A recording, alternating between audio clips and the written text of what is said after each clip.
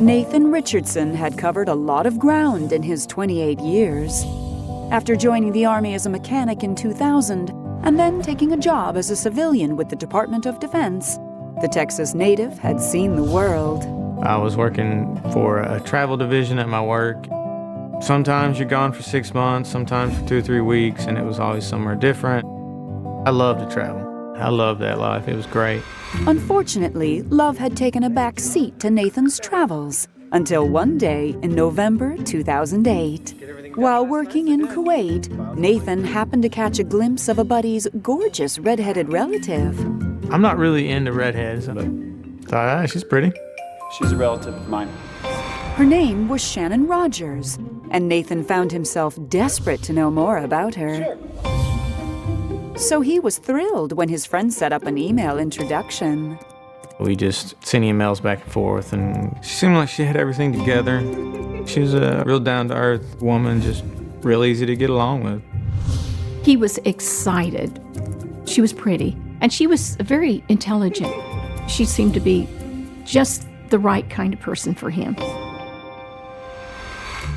Through their correspondence, however, Nathan learned the two led very different lives. Shannon said she was a born and raised Georgia peach, a divorced mother of 5, and an up-and-coming actress. She said she was in the show Walking Dead, as well as Drop Dead Divas, I believe, and Vampire Diaries. She wanted to be famous, but I'm a very private person. I'm definitely an introvert. Despite their differences, Nathan was excited when Shannon suggested they meet in person. After returning home in April 2009, the two chose a restaurant halfway between Texas and Georgia. Nathan? And Nathan wasn't disappointed. Hi. When I first met her in person, I wasn't surprised at all. She was what I expected. I thought she was beautiful. Conversation flowed easily, although Nathan couldn't help but notice Shannon spoke nonstop about her career. Coming up. She was a little bit more arrogant. Filming. I've been working a lot with Matthew McConaughey. I have another one coming up. I'm not too into actors and Oh. movies. Her attitude changed after that. She went back to more like the person I emailed with. And she was fun. She complimented my personality. Easygoing, no drama, just relaxed. By the end of their date, Nathan knew it would be the first of many. We'd meet in a location that was the same distance for both of us. And other times she would come all the way to Texas, or I'd go all the way to Georgia. Wherever we went, we had a good time. It just seemed so effortless to be in a relationship with her. And Nathan was relieved when he met Shannon's boys, and they all hit it off famously. I had a lot of fun with the boys. Shannon said she got divorced in 2004 because she said her ex-husband was almost like a monster. So it always made me feel like I should step in and take responsibility as a male role model. By 2011, after 2 years together, Shannon began hinting they should take the next step in their relationship. She said, as an actress, they can do their job from anywhere. It didn't seem to be a problem that she moved to Texas. We were happy for him. We were hoping that she was what we would like to have in our family. Although the circumstances under which those next steps began to unfold were not as celebratory as Nathan had hoped. She called and she said she'd been to the doctor. They did a CT scan and they found something. It's a brain aneurysm. Oh my God. Worried, Nathan rushed to Atlanta to tend to his girlfriend, but was surprised to find her in good spirits. She said that it was supposedly early stages. She was just getting headaches. I'm really fine, But I was more worried about her well-being. Nathan thought the smartest thing to do was move Shannon to Texas right away so he could keep watch over her and the kids. Once she'd officially become a Texan, the young couple decided to make their relationship official as well. That fall, the two tied the knot in Nathan's backyard with close family as witnesses. I loved her, and she had my trust, and I think that just made it that much easier. Nathan was ready to settle into wedded bliss. Instead, his life with Shannon would be anything but blissful, as he found himself cast as the unlikely villain in a plot that would shock the entire country. You're almost like, I can't believe this is happening. And they put handcuffs on me. I thought, what in the world's going on?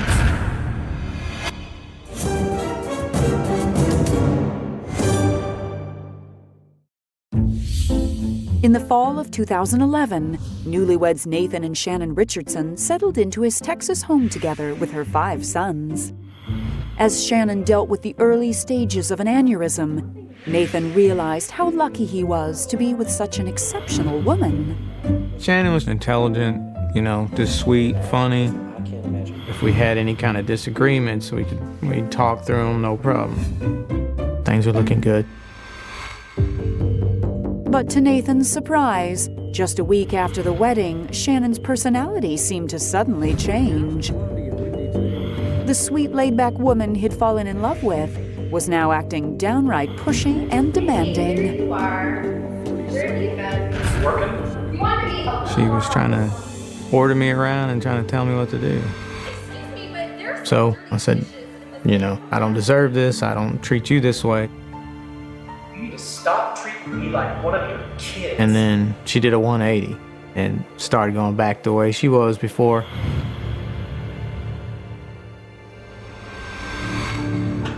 Soon, however, Nathan realized there were other aspects of Shannon's personality he'd never seen while apart. She would start a fight before we went into some kind of public setting or people were going to come over. What are you wearing? What is that? She wanted me to seem like an angry person. Get upstairs and change! And it was hurting me. I feel like I was falling apart.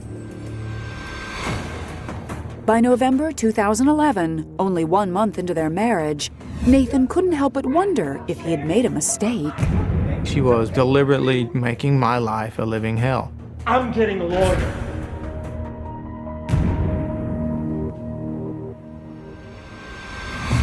But before he had a chance to file divorce papers, Shannon dropped some devastating news. I went to the doctors earlier today, and they told me that I have brain cancer. The way she put it, she wouldn't have much time to live. It was that bad. It was terrible. Nathan couldn't help but wonder if this was the cause of Shannon's erratic behavior. I thought, oh my gosh, maybe they misdiagnosed the aneurysm and it actually was cancer. We were just brokenhearted. Despite the decline of their marriage, Nathan wasn't the kind of man who'd desert his wife in sickness. She knew what kind of person I am. I take care of people I love. Hey, where are you off to? Just the doctor, something. Let me come with you. Oh, no, it's okay. It's just a routine checkup thing. It seemed kind of a little strange that she didn't want me to go. Well, at least give me the name of the doctor. Why are you treating me like a child? You're not my father. I said, no, I'm your husband, and I'd like to kind of know what's going on and talk to the doctor and see what the options are. And she wouldn't tell me a doctor's name. As the months went by, even though their relationship was still a little rocky, Nathan stuck by Shannon's side. But it was difficult watching his wife's decline. She went to Georgia to have some kind of special chemotherapy. I don't really know exactly what all it was, but her skin was like a whitish, yellowish color. She lost a good, 10, 15 pounds, and her eyes looked more sunken in. He was sad and he was hurting. He was manning up for the whole thing. You start the stages of grief before the loss, but you anticipate the loss. I was never really worried for myself. It was more about the boys. I was worried about what they were gonna have to go through. I felt like if she did pass away, I wouldn't want him to go back to this monster ex-husband. I would have taken care of him. But just when Nathan had finally wrapped his head around Shannon's devastating diagnosis, he received news of another unexpected development. I was hoping that there was some mistake. It was just horrible. We both sat there and bawled.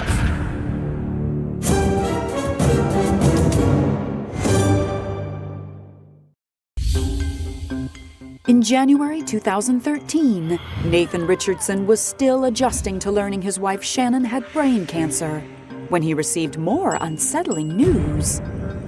Shannon sent me a picture of a pregnancy test. I was kind of shocked because she was supposed to be on birth control, and there was a possibility she wouldn't live long enough to have a child. And our relationship was up and down, and sometimes we were good, sometimes we weren't.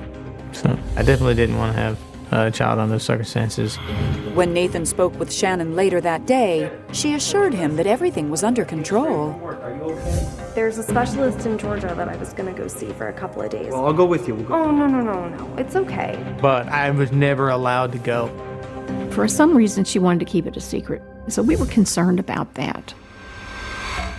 That spring, while Shannon's health seemed stable for the moment, Nathan's life took yet another dramatic turn when he received a phone call from a credit card company. They said that a credit card had been opened in February.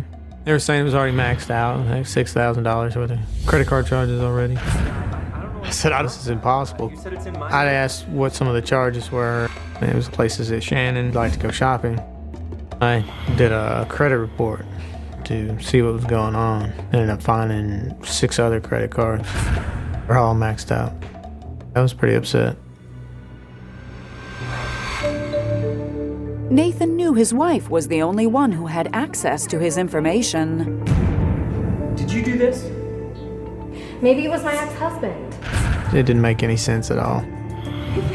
You think I did? I was wasting away. I can't believe this. Emotionally, I was dying. And, depression. It was just too much to deal with anymore. Nathan felt he had no choice but to visit his lawyer. So it was an especially crushing blow when he revealed a little-known Texas law. Texas law doesn't allow you to complete a divorce when party is pregnant. You have to wait until after the child is born before you can complete the divorce. For the next few months, Nathan felt trapped. I was just trying to coexist with Shannon until I could figure something out, until she had the baby. Nathan had no idea his life was about to go from bad to worse. I was with a buddy at work. We were just having a good old time.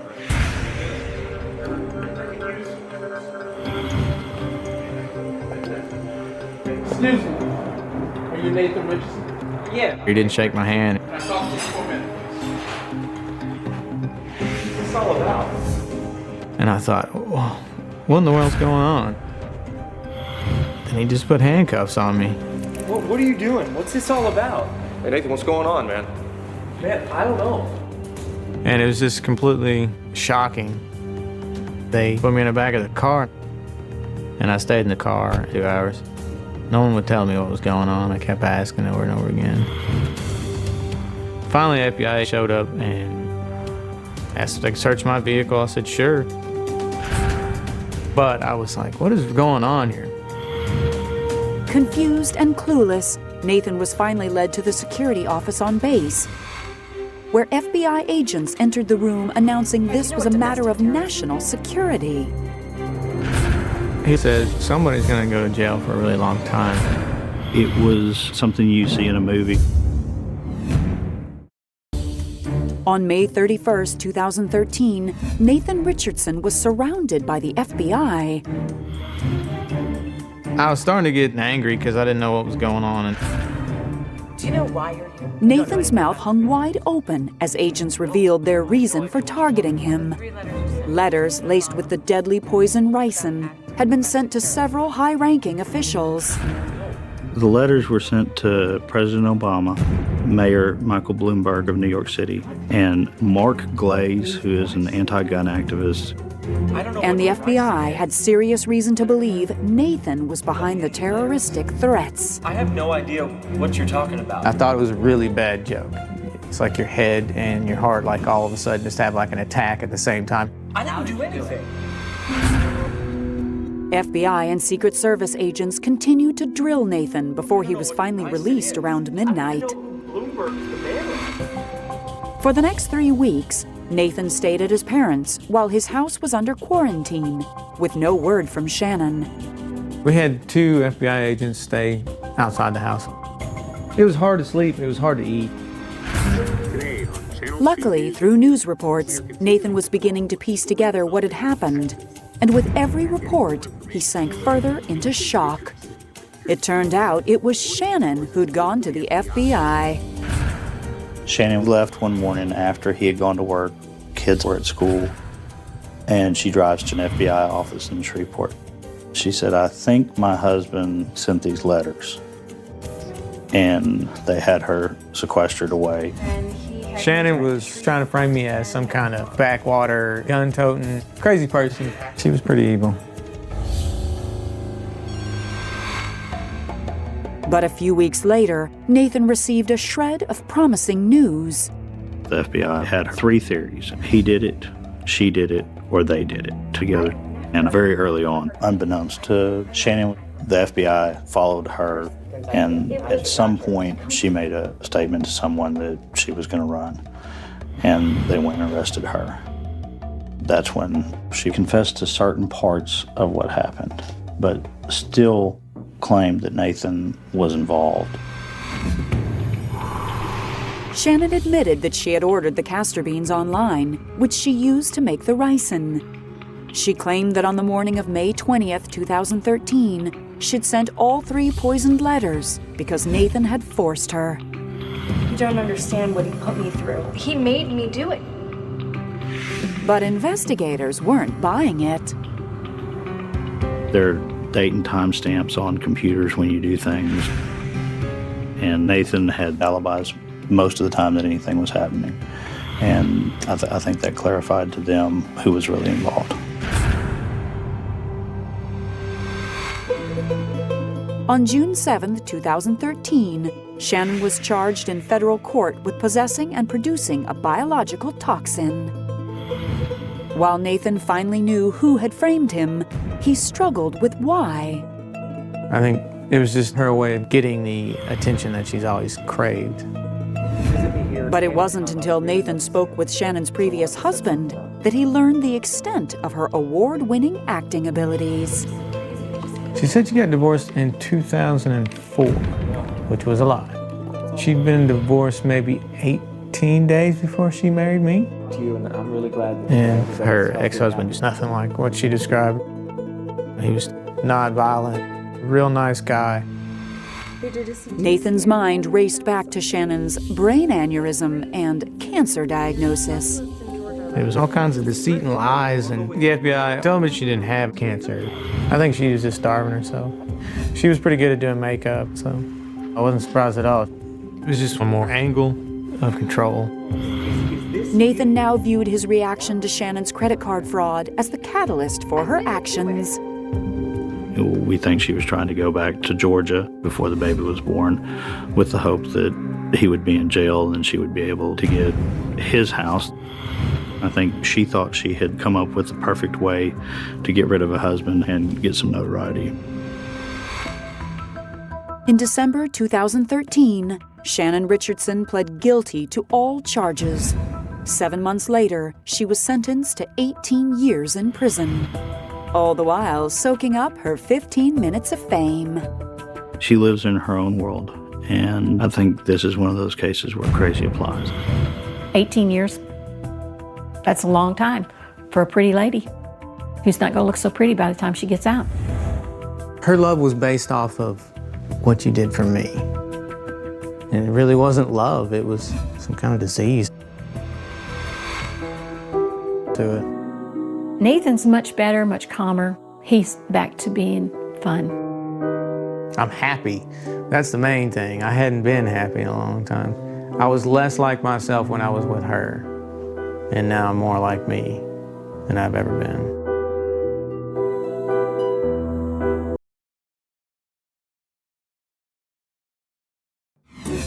Matt Woods was always an uncle, never a dad. The Clymer, Pennsylvania native had watched while his siblings introduced 12 nieces and nephews into their small corner of the world. I grew up the youngest of 6, so I came from a big family, and everyone in my family at that point had already had children. And I just always wanted to marry, settle down, and have kids of my own. In the meantime, Matt focused on his career. And by 2008, the 35-year-old's hard work had paid off. I worked for an oil and gas drilling exploration company. That's the guy who's in charge of the entire rig. I was financially secure. I felt like it was time that I could actually think about starting a family. Then, one night that October, while hanging out with the guys at a local bar, Matt happened to notice Mary Jane McCracken. When I first walked in to see her, she was sitting at the bar. Mary was the most beautiful woman in town. I've always heard guys talk about her before, but I had never actually talked to her myself. Hey, I'll buy you a drink? Yeah? Please, I'm all done. Mary was a single mother, living on her own. I have a 9-year-old daughter. Oh, I love kids. We spent most of the night talking and having fun. Tales about Mary had been floating around Clymer for years, but they had nothing to do with her beauty. I had heard stories about Mary and her ex and some of the fights they would have. One incident that I heard about that apparently she laid down in the middle of the road so he couldn't leave the house. You're gonna have to run me over if you wanna leave. You wanna leave? Come on. Everybody called her Crazy Mary. She had a lot of boyfriend problems and a lot of drama. She loved drama. But in the presence of her infectious laugh, Matt saw a very different Mary. I'm Matt. I thought the person that I'm seeing didn't have the ability to be that type of person that people were saying she was. You shouldn't believe all those stories. Oh, yeah? You look pretty normal to me. Thank you. Having lived in a small town his whole life, Matt knew better than to put stock in rumors. I found her to be funny and charming and everything I was basically looking for. With her having an older daughter, I kind of thought that she was looking to settle down, with one guy, and be married. Would you like to go out sometime? I would love that. Yeah? Should I give you my number? Yeah, that'd be great. It wasn't long before Matt was rewarded for ignoring the town talk. We spent a lot of time together. Everything seemed really good. I mean, I hadn't had a connection like that in a while. We always seemed to have fun together no matter what it was. Everything that I needed, she would always, take care of. And I liked being there for her in the same way. After 4 months of dating, Matt had no doubts that Mary was the one. Will you marry me? Yes, I love it. The time period was short, but I was very much in love with her. Oh my God, I love it. It's so, oh my God. That winter, Matt wed Mary in a small ceremony at her parents' house. I felt lucky to be with Mary. Everything was perfect. I was happy for him because it seemed like he finally found the one, that he was actually going to be with. Just 1 month later, Matt's wish finally came true. I have a surprise for you. I was very excited. Are you serious? That was everything that I had wanted. I wanted to be a father, and that was the most important thing. Oh my God. But just a few months into her pregnancy, Matt started to notice another side to Mary's personality. I was very surprised by the way little things would set her off. What is wrong with you? Why is this laundry not done? Whoa, what? It was a matter of laundry not being put in laundry baskets, and dishes in the sink. Little things like that. I kind of chalked it up to it being like the stress from being married. Everything that her life basically had just completely changed. Both of ours had. However, when Matt's best friend of 10 years passed away, he wondered if Mary's anger issues were indicative of a larger problem. On the way home from the burial, Mary wanted to stop and get groceries. I'm asking you to do one simple little thing. But we just buried my best friend, and I told her it's not something I feel like going and doing right now. So when we get home, she asked me where I was going. If you want to go to the store, then you go on your own, okay? But I'm not going, all right? If I wanted to go by myself, then I wouldn't say we need to go. I've had it. That is when she totally lost it. If you go, then It's over. She was throwing things at my car. And the look on her face and just the anger that she had was amazing. I mean, it was something I've never seen. I hate you so much. Where do you think you're As Matt peeled out of the driveway, his brain was spinning as fast as his wheels. He was starting to think he might have underestimated the rumor mill. Everything just got more and more bizarre. She was really off the deep end. I had no idea who I'd married.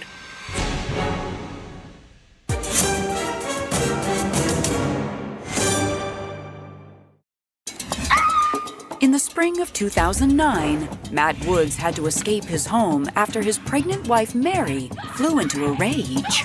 I never could have dreamed about or ever would have thought someone could be so crazy. Drove straight to one of my friend's house. I ended up spending the night there. The next morning, Matt felt it was safe to return home, where he found a repentant Mary. Babe, I am so sorry about yesterday. I just totally lost it. It must be hormones or I don't know. So I kind of thought it was just a one-time deal. Like, okay, she understood how out of line that was, and that'll probably never happen again. I just want us to be together. Me too.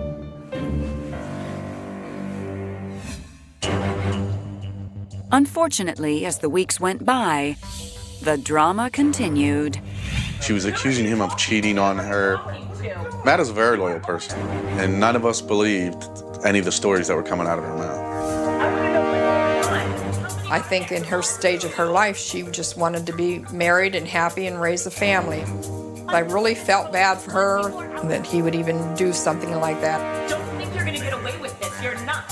Why? There was no convincing her that I was not cheating. Don't you dare lie to me. Matt did his best to try and defuse the situation. You, I cheat on you. Mary, listen. Calm down.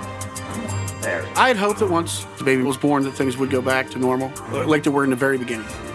So I was willing to stick around and deal with it.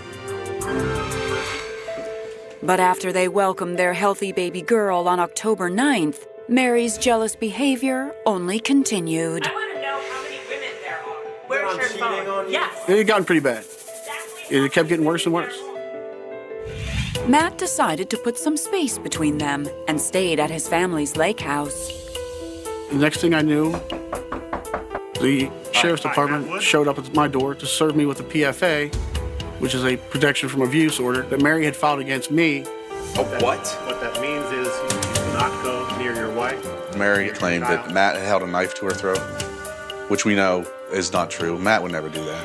Can't see my own It also daughter? listed my daughter on it, meaning that I couldn't go near my daughter for months without being arrested. I just felt totally betrayed. Matt was completely caught off guard when a few months later, Mary called asking to drop by the lake house with their daughter. I was just more than willing to let her come out so I could see my daughter, make sure my daughter was okay. My daughter was and still is everything to me. Mary begged Matt for forgiveness and asked him to come back home. She even said she would drop the PFA. I don't know what's wrong with me. I mean, I'm gonna get help. I will. I'll get help. I promise. Matt once again found himself considering a reconciliation. I wanted to try it again. Maybe we would have a chance to keep the marriage together. And it also allowed me to see my daughter whenever I wanted to. Initially, Matt felt like he had a brand new wife. But by the summer of 2012, the old Mary was back. You don't do anything around here. I constantly felt like I was walking around on eggshells. There was nothing you could do to make her happy. I wasn't attracted to her. And she knew it. It had actually gotten to the point where I was sleeping downstairs on the couch. And it had gotten to be our routine, where she knew I wasn't coming to bed. I had plans on not being around much longer because I just wasn't going to deal with it any longer. So it was a rare moment of intimacy they shared at Matt's brother's wedding that July. That was the first time we'd been together physically in a long time. We'd both probably had a little too much to drink. Matt was shocked when 4 weeks later, Mary told him she was pregnant. It was the way I am. She knew it would keep me there with her, the fact that we're having another child. Oh my gosh. When Matt and Mary got pregnant with their second child, we all pretty much couldn't figure out what was going on. And we didn't understand why would you want to have another kid and bring it into this toxic relationship. Matt was worried how it would affect Mary's behavior. And 3 months after the birth of their son, he was astonished to see how far she would go. On July 23, 2013, Matt returned home from a safety seminar.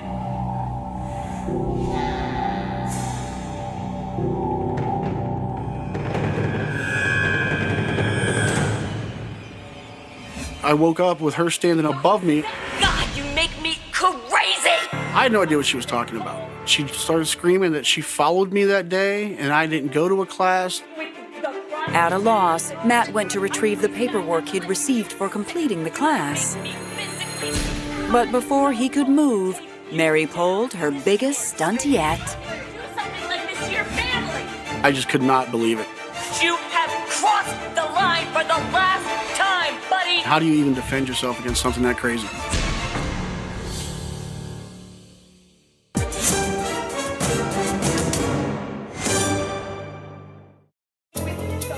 On July 23, 2013, Matt Woods found himself in one hell of a fight with his wife, Mary.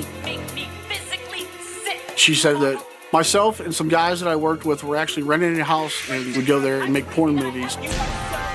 And we were putting it on the internet. What is going on with the film and the prostitutes and the... Mary insisted she had evidence. Oh my God, you are insane. She just kept on with the accusations. She claimed that we had expensive cameras and that it was a wardrobe department, and actually we were hiring people to make these movies for us, doing all kinds of crazy stuff. At that point, I started walking towards the door. I am out of here. Oh, okay. Unfortunately, Matt's unwillingness to fight only further enraged Mary. She just came at me, punching me, Mary, stop it! ripped my shirt off. She said she was going to ruin my life. I made my way out the door, and at that point, I just decided I was going to call 911. But Mary beat him to it. I need police right away. When the police arrived, Matt did his best to explain what had happened. She started attacking me and just clawing at me. I was defending myself. The next blow Mary delivered stung worse than any fist could. Mary actually accused me of touching our daughter. She does it when she's in the tub. Where's your daughter? I just got so angry that I started to shake. It was like a kick in the stomach. After giving their statements, Matt and Mary ultimately decided not to pursue charges. I just want to get away from her. I just want to leave right now, okay? It's probably a good idea. I did feel bad leaving the kids, but I had to. It was just going to escalate into something even worse. Mary told me that he was running an escort service. He was making porn movies. I thought that was totally disgusting. For the next few weeks, Matt stayed at the lake house, but desperately missed his kids. He was very depressed, and he became really withdrawn. Kids are his world. I mean, everything he does is for his kids. Unfortunately, when he returned home to see them, Mary refused.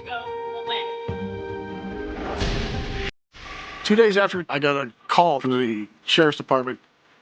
The deputy said Mary had filed another protection from abuse order against Matt, claiming he was threatening her. She said what? She said she didn't feel safe with me coming around the house and being around the kids.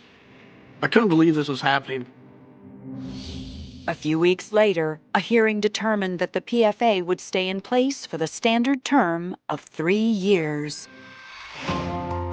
Matt couldn't go near the house or Mary, but was allowed supervised visits with his children. She absolutely was keeping me from my kids. That was the only leverage at that point she had, and she knew what to do with it. And Mary wasn't finished just yet. On August 15th, 2013, when the phone rang, Hi, Matt Woods. Matt wasn't surprised at all to find a police officer on the line. His first question was, did I have any idea what my wife was accusing me of? Matt's mind immediately flashed back to Mary's child abuse claims. Touches our daughter. I wasn't worried because I knew that she had nothing on me. What do you mean? What am I? But the corporal went on to say Mary brought her computer full of proof to the police barracks. And Matt's heart sank when he told him what was on it. Oh my God, She wanted to make his life a living hell. Investigators were shocked with the evidence that Mary gave them. It was very, very disturbing. He shouldn't be on the streets. That is the worst accusation a woman could ever make against a man.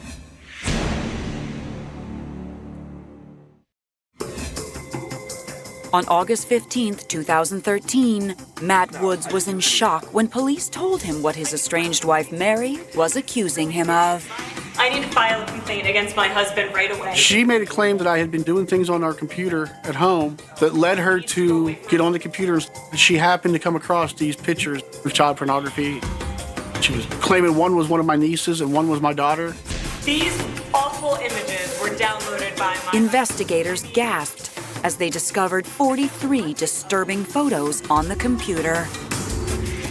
The images were some of the most vile images of child pornography that I've ever seen in my career. He is a psycho. Mary indicated that it was her husband that had not only downloaded these materials, but that Matt had created child pornography using their own children and images of their children. Definitely the worst accusation a woman could ever make against a man is that he's a child molester or a pedophile. I was in total shock that she would take it this far. When Matt met face-to-face with the corporal, he thought for sure they were going to lock him up and throw away the key, which is why he was entirely shocked when instead, the corporal revealed he had suspicions about Mary's story.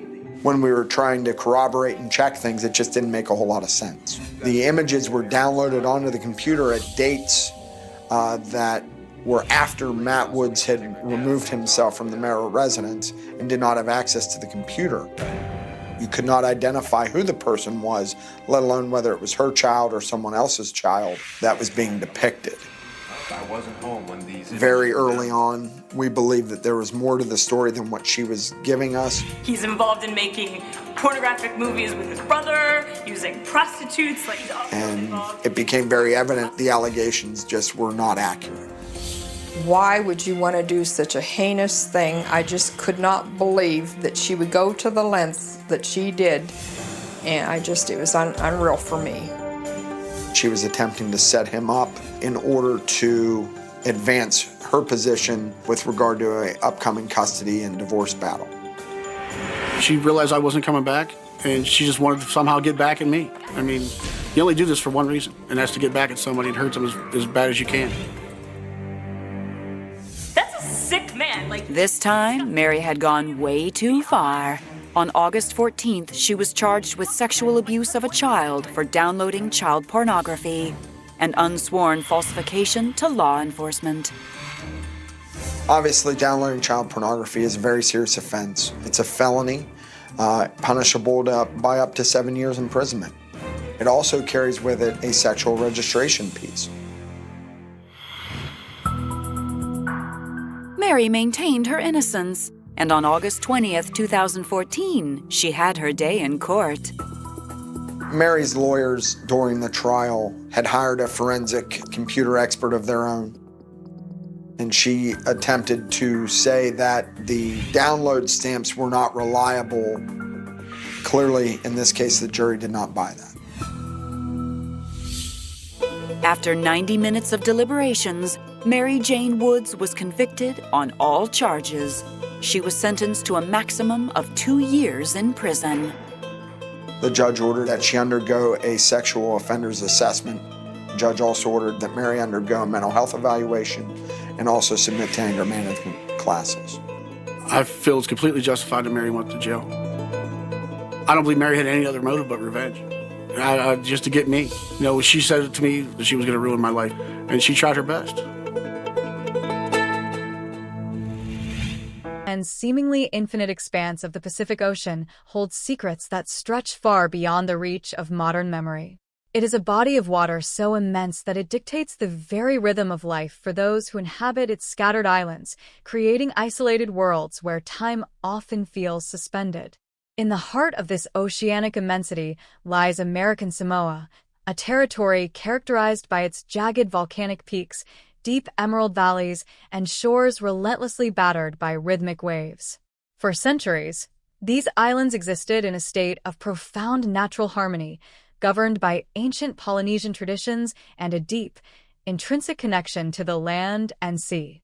But as the 20th century progressed, the outside world encroached upon this isolation, bringing with it new systems of authority, new interpretations of justice, and new shadows.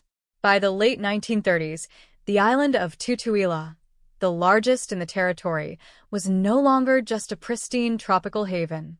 It had been transformed into a strategic outpost, placed firmly under the strict, uncompromising administration of the United States Navy. This era was defined by a stark contrast between the warm, communal spirit of the local populace and the rigid, disciplined, and clinical nature of military governance. Fagatogo, a village situated along the shores of the deep and protected Pago Pago Harbor, served as the very epicenter of this cultural collision. It was here that the Naval Administration established its headquarters, turning the village into a bustling hub where naval officers in pristine white uniforms walked the same paths as the indigenous people who had called this land home for generations.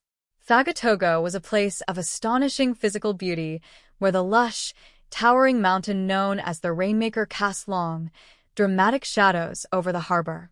Yet, beneath the surface of this idyllic setting, the complexities of human emotion and the friction of close-knit community life simmered.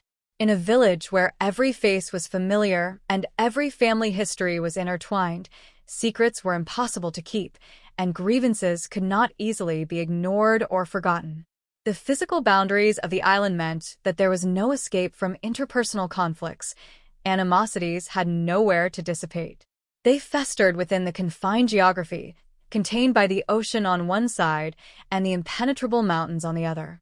It is within this claustrophobic crucible of island life that our story takes root, moving away from the geopolitical grand narrative and focusing instead on a deeply personal, intimately violent human tragedy. At the center of this narrative is a man named Sela. He was a local resident, a man whose life was deeply embedded in the daily rhythms of Fagatogo. To understand the gravity of what occurred, one must first recognize Sela not merely as a name in a dusty naval archive, but as a living, breathing human being whose existence was abruptly and unfairly extinguished. Sela walked the paths of Fagatogo, felt the heavy tropical humidity on his skin, and belonged to a community that relied on mutual cooperation and familial bonds. His life, with all its mundane routines and personal aspirations, possessed an inherent value. He was a son, a neighbor, and a familiar presence in the village. The tragedy of true crime often lies in the reduction of a victim to a mere catalyst for the perpetrator's story, but the truth of this case demands that we anchor our empathy firmly with Sela. His life was violently stolen from him in a manner that defied the supposed tranquility of his home. The cruelty of his end serves as a stark reminder that violence is not exclusively a product of sprawling urban metropolises. It can erupt with devastating ferocity in the most remote and visually spectacular corners of the earth. The man responsible for introducing such profound darkness into the village of Fagatogo was another local resident, a man named Amoa. The origins of the relationship between Amoa and Sela are buried in the unrecorded daily interactions of village life, but what is undeniably clear is that a bitter, deeply personal conflict took root between them. This was not a random act of violence born of opportunity or a dispute over fleeting material gain. It was a targeted, intensely personal animosity that grew increasingly toxic over time. In the isolated environment of Fagatogo, this hatred could not simply be walked away from. Every chance encounter in the village, every shared communal space, and every mutual acquaintance became a painful reminder of their severe discord. The psychological pressure of this unrelenting proximity acted as an incubator for Amoa's rage. While the United States Navy patrolled the harbor and maintained a facade of absolute order and supreme control, they were entirely oblivious to the human storm brewing in the shadows of the village. The rigid military laws and protocols were designed to govern a territory, but they were utterly powerless to police the darkening corridors of a single man's mind. When the breaking point finally arrived, the manifestation of Amoa's hatred was shockingly primal. The violence he unleashed upon Sela was not clinical or detached. It was an act of extreme, physical brutality executed with a rudimentary weapon. The choice of a crude, unrefined instrument speaks volumes about the nature of the crime. Unlike the pull of a trigger, which requires only a momentary contraction of a finger from a distance, a rudimentary weapon demands close physical proximity, sustained exertion, and a visceral confrontation with the victim's suffering. It is violence in its most raw, unvarnished form. The sheer savagery of the attack on Sella shattered the peace of Fagatogo, leaving the community paralyzed by grief and disbelief. The blood spilled on the soil of the village was a profound violation of the communal harmony that defined their way of life. The realization that such profound malice could reside within a member of their own community was a psychological earthquake for the residents. The illusion of safety had been irrevocably destroyed, replaced by a lingering, heavy trauma that would haunt the village for generations. The naval authorities, tasked with maintaining law and order in the territory, swiftly intervened, bringing the full weight of military justice down upon the island. The investigation and subsequent military trial were conducted with the sterile efficiency characteristic of the United States Navy in the late 1930s. The contrast between the visceral, chaotic nature of the murder and the highly structured, procedural response of the military tribunal was stark. Emoa was captured, interrogated, and ultimately condemned by a system of justice that was fundamentally foreign to the ancestral traditions of his people. He was sentenced to death. The method chosen for his execution was hanging, a definitively Western form of capital punishment that carried with it a heavy, ominous theatricality. The construction of the gallows in American Samoa was not a common occurrence. It required deliberate preparation, a physical manifestation of the state's ultimate power over life and death. The wooden structure, the heavy rope, and the trapdoor were alien impositions on the tropical landscape, stark reminders of the absolute authority wielded by the naval administration over the territory and its inhabitants. This brings us to the morning of November 24, 1939. The atmosphere on the island was undoubtedly heavy, suffused with a grim anticipation that stood in sharp contrast to the natural beauty of the surroundings. The air in American Samoa is often thick with humidity, clinging to the skin and amplifying the sensory experience of the environment. On this particular morning, that physical weight must have been accompanied by an overwhelming psychological burden. The execution of Emoa was not just a legal procedure, it was a communal trauma. Whether the residents of Fagatogo gathered to witness the grim spectacle or hid within their homes to avoid the reality of the gallows, the presence of death loomed over the entire harbor. The execution process is meticulously designed to be impersonal and efficient, yet the reality of taking a human life, even one guilty of a heinous crime, is inherently gruesome. The trapdoor opened, the rope snapped taut, and the life of Emoa was extinguished, bringing a definitive and violent end to the dark saga that had begun with his hatred for Sella. However, the drop of that trapdoor on that humid November morning in 1939 echoed far beyond the immediate moment of death. It resonated through the decades, carrying a historical significance that nobody present that day could have fully anticipated. When Emoa's lifeless body was removed from the gallows, the structure of capital punishment in American Samoa was dismantled, never to be rebuilt. The execution of Emoa became the absolute final instance of the death penalty being carried out in the territory. From that day forward, through the duration of the Second World War, throughout the entirety of the Cold War, and well into the modern 21st century, the government in American Samoa has never again put a condemned prisoner to death. This singular event transformed the territory into a de facto abolitionist jurisdiction for nearly a century. The gallows were consigned to history, leaving behind a legacy that forces us to examine the profound shift in the administration of justice on the island. The ultimate punishment was deemed, either consciously or practically, to belong to a bygone era. This podcast will delve deep into the anatomy of this historic and tragic case. We will explore the intricate dynamics of Fagatogo under naval rule, seeking to understand the pressure cooker environment that allowed such a fatal animosity to develop. We will carefully reconstruct the timeline of the incident, bearing witness to the tragic final moments of Sella's life without sensationalizing the violence that ended it. We will navigate the complex, culturally fraught investigation conducted by military authorities who were often disconnected from the local nuances of the community they governed.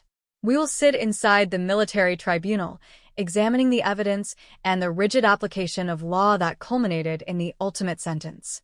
But above all, we will reflect on the immense, enduring silence that followed the execution of Amoa.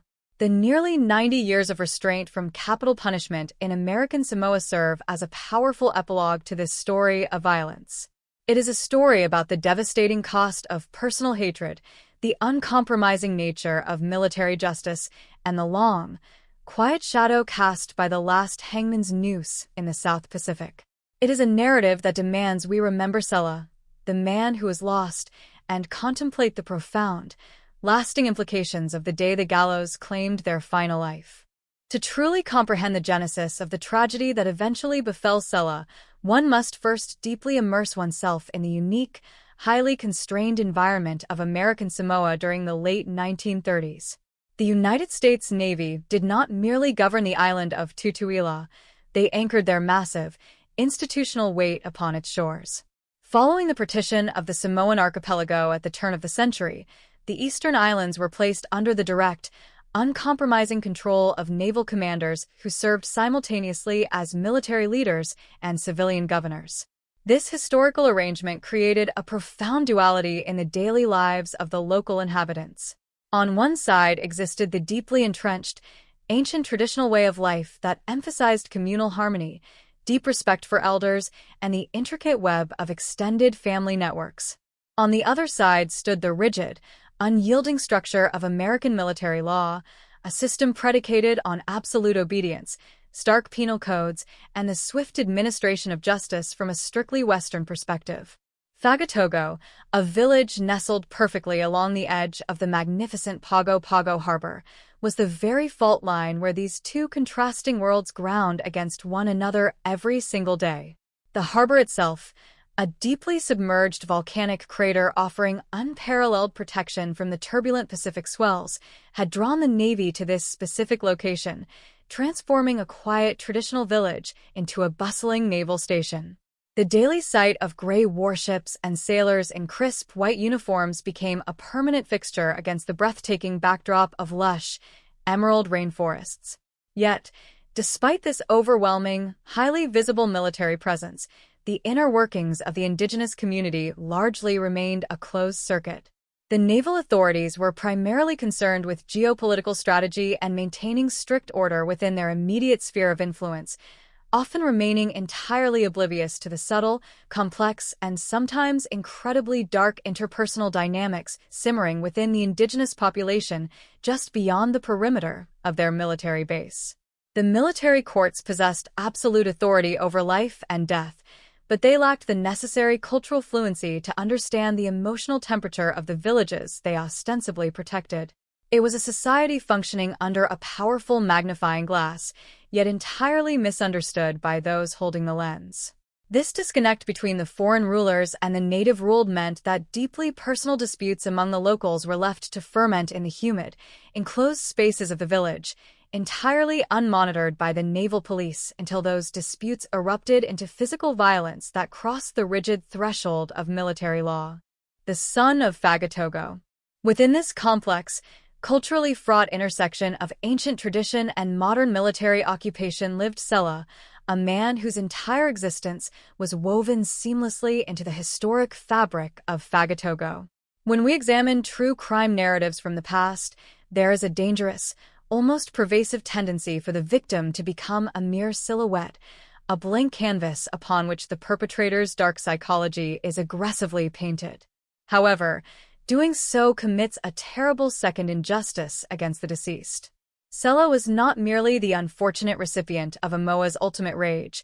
He was a living, breathing individual whose daily experiences were rich, purposeful, and deeply connected to the volcanic island he called his home. His life was governed not by the harsh bells of the naval station, but by the gentle rising of the tropical sun and the predictable shifting of the tides in the deep harbor. Sela belonged to a tight community where absolute anonymity was a complete impossibility. In Fagatogo, Every single individual held a specific, recognized place within the intricate social hierarchy, and Sela was an integral, functioning part of this living ecosystem. His days were likely spent engaged in the arduous, but entirely necessary tasks that sustained island life, perhaps tending to agricultural plots on the steep slopes surrounding the village, or navigating the coastal waters for sustenance. Sela possessed real hopes, quiet anxieties, and a personal history deeply rooted in the soil of Tutuila. He had family members who relied heavily upon him, neighbors who greeted him daily, and a future that he undoubtedly expected to unfold in the familiar, comforting embrace of his ancestral village. The tragic loss of Sela was not a mere subtraction of a single unit from a naval census. It was the violent tearing of a crucial, vibrant thread from a tightly woven community tapestry. When someone dies prematurely in a tightly knit community like Fagatogo, the resulting absence is immediate, profound, and deafening. Sela's sudden, violent removal from the physical world left a tangible emotional void in the communal spaces he once occupied with ease. The sheer brutality of his death is magnified exponentially by the quiet, unassuming nature of his daily life. He was simply a man navigating the complexities of his era, balancing the heavy expectations of his traditional heritage with the harsh realities of living under a foreign military administration, only to have his life journey brutally interrupted by a source of hostility that grew right within his own backyard. The true, enduring tragedy of Sela is that his sanctuary, his ancestral home, became the very site of his ultimate demise, permanently transforming familiar dirt paths into scenes of unimaginable horror for his family. The Gathering Shadow. The sole architect of this localized horror was Amoa, another native son of the Samoan soil, whose life trajectory intersected fatally with Sela's path. To actively seek to understand Amoa is absolutely not to excuse his horrendous actions, but rather to examine the terrifying, almost boundless capacity for malice that can develop within the human mind when left entirely unchecked in a highly confined space. Amoa was originally shaped by the exact same geographic and cultural forces as Sela. He breathed the same heavy, salt-tinged air, walked the exact same village paths, and lived under the same dual authority of native village chiefs and foreign naval officers. Yet, somewhere deep within Amoa's psyche, a profound and uncompromising darkness began to take solid root. The precise origin of the bitter conflict between Amoa and Sela remains forever obscured by the steady passage of time and the highly incomplete nature of historical naval records. It is highly probable that their lethal animosity did not begin with a singular catastrophic event, but rather with a seemingly minor slight, a misunderstood physical gesture, or a petty disagreement over land, resources, or perceived social standing. In a vast, sprawling modern metropolis, individuals who harbor such intense dislike for one another can simply choose to diverge, walking separate paths and allowing vast physical distance to eventually extinguish the flames of their anger. In the village of Fagatogo, however, physical distance was a supreme luxury that neither man possessed. The imposing physical geography of Tutuila, with its sheer, dramatic mountains dropping almost directly into the ocean, severely restricted human settlement to a very narrow band of coastal land. This geographical confinement inherently created an intense, inescapable psychological pressure cooker. Amoa and Sela were constantly forced into unavoidable, daily proximity. They would have seen each other at communal gatherings, crossed paths frequently on the narrow dirt roads, and undoubtedly shared multiple mutual acquaintances or intricate family ties. Every single interaction, no matter how brief, silent, or seemingly mundane, became a fresh, toxic injection of venom into a rapidly festering psychological wound. For Amoa, the continued, visible presence of Sela became an entirely intolerable provocation. The human mind, when totally consumed by obsession and hatred, has a terrifying ability to distort objective reality, magnifying perceived wrongs until they entirely eclipse all basic reason and logical thought. Amoa's hatred for Sela rapidly mutated from a simple personal dislike into a consuming, blinding rage that began to dictate his every thought and future action. The silent escalation. The Naval Administration, for all its strict, uncompromising surveillance of the harbor and its meticulous record-keeping regarding military personnel and logistical supplies, possessed absolutely no metric or mechanism for measuring the escalating toxicity between these two indigenous men. The military command was inherently transient, with officers serving their relatively short tours of duty and returning to the mainland United States, quickly replaced by fresh faces who were equally unfamiliar with the deep-seated undercurrents of the local island society. This constant revolving door of authority ensured that the naval government remained merely a superficial layer of control, entirely detached from the complex emotional realities of the Samoan people. Meanwhile, the traditional systems of indigenous conflict resolution, historically guided by village elders and heavily focused on community reconciliation and the restoration of social harmony, were seemingly unable to penetrate the incredibly thick wall of hostility that Amoa had meticulously constructed around himself. The fact that no meaningful intervention succeeded indicates the alarming, irreversible depth of Amoa's internal corruption. He had completely disconnected himself from the moral framework of his community, isolating his mind in a dark, solitary chamber where only his extreme resentment was allowed to echo loudly. This self-imposed psychological isolation is very often the final, critical precursor to extreme acts of physical violence. As the decade drew to a tense close, a highly localized and intensely personal war was reaching its absolute boiling point right in Fagatogo. The inevitable collision. In a close-knit society like Fagatogo, complete silence is very often a powerful language of its own. The residents, possessing a deep, inherited cultural intuition, undoubtedly sense the dark, dangerous undercurrents swirling continuously between Sela and Amoa. In such small communities, unspoken tensions always manifest in subtle but noticeable ways. A sudden, unexplained change in daily walking paths, the deliberate avoidance of eye contact during mandatory communal gatherings, or the hushed, urgent conversations that abruptly cease when one of the involved parties physically approaches. Yet, a collective, powerful denial often takes firm hold in such environments. There is a profound, almost desperate human tendency to hope that animosity will simply dissipate naturally, that the foundational bonds of community and shared heritage will ultimately prevent the unthinkable from ever occurring. To publicly acknowledge the true, lethal potential of the hatred between the two men would have required the entire village to confront a truly frightening reality, that the protective, warm embrace of their community was not entirely impenetrable, and that extreme, murderous darkness could reside comfortably within one of their very own people. Therefore, the tension was likely treated merely as a regrettable but manageable friction, a localized emotional storm that would eventually blow over without causing permanent structural damage to the village's delicate social fabric. This collective, hopeful underestimation of Amoa's malice inadvertently provided him with the exact space, time, and lack of scrutiny necessary to finalize his incredibly dark intentions. This dynamic rendered Sela exceptionally vulnerable. When physical danger approaches from an unknown stranger, the basic human instinct for self-preservation is easily and instantly triggered. But when the deadly threat emanates directly from a familiar face, from a man who shares the exact same cultural lineage and inhabits the exact same immediate physical space, the internal warning signals are dangerously, fatally muted. Sela navigated his daily life under a totally false canopy of security, operating on the foundational, tragic assumption that while disagreements were a natural part of life, premeditated murder was a transgression entirely alien to their home. Sela was unknowingly walking toward an abyss.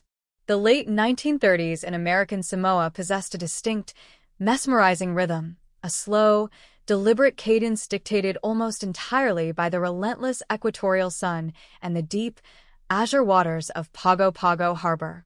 On the specific, fateful day when the fragile, carefully maintained peace of Fagatogo was permanently and violently shattered, the atmosphere was likely heavy with the characteristic, oppressive tropical humidity that blankets the volcanic island of Tutuila. The air itself would have felt incredibly thick, almost viscous to the touch, pressing down heavily on the rusted tin roofs of the native village and the perfectly manicured, aggressively vibrant green lawns of the adjacent naval station alike.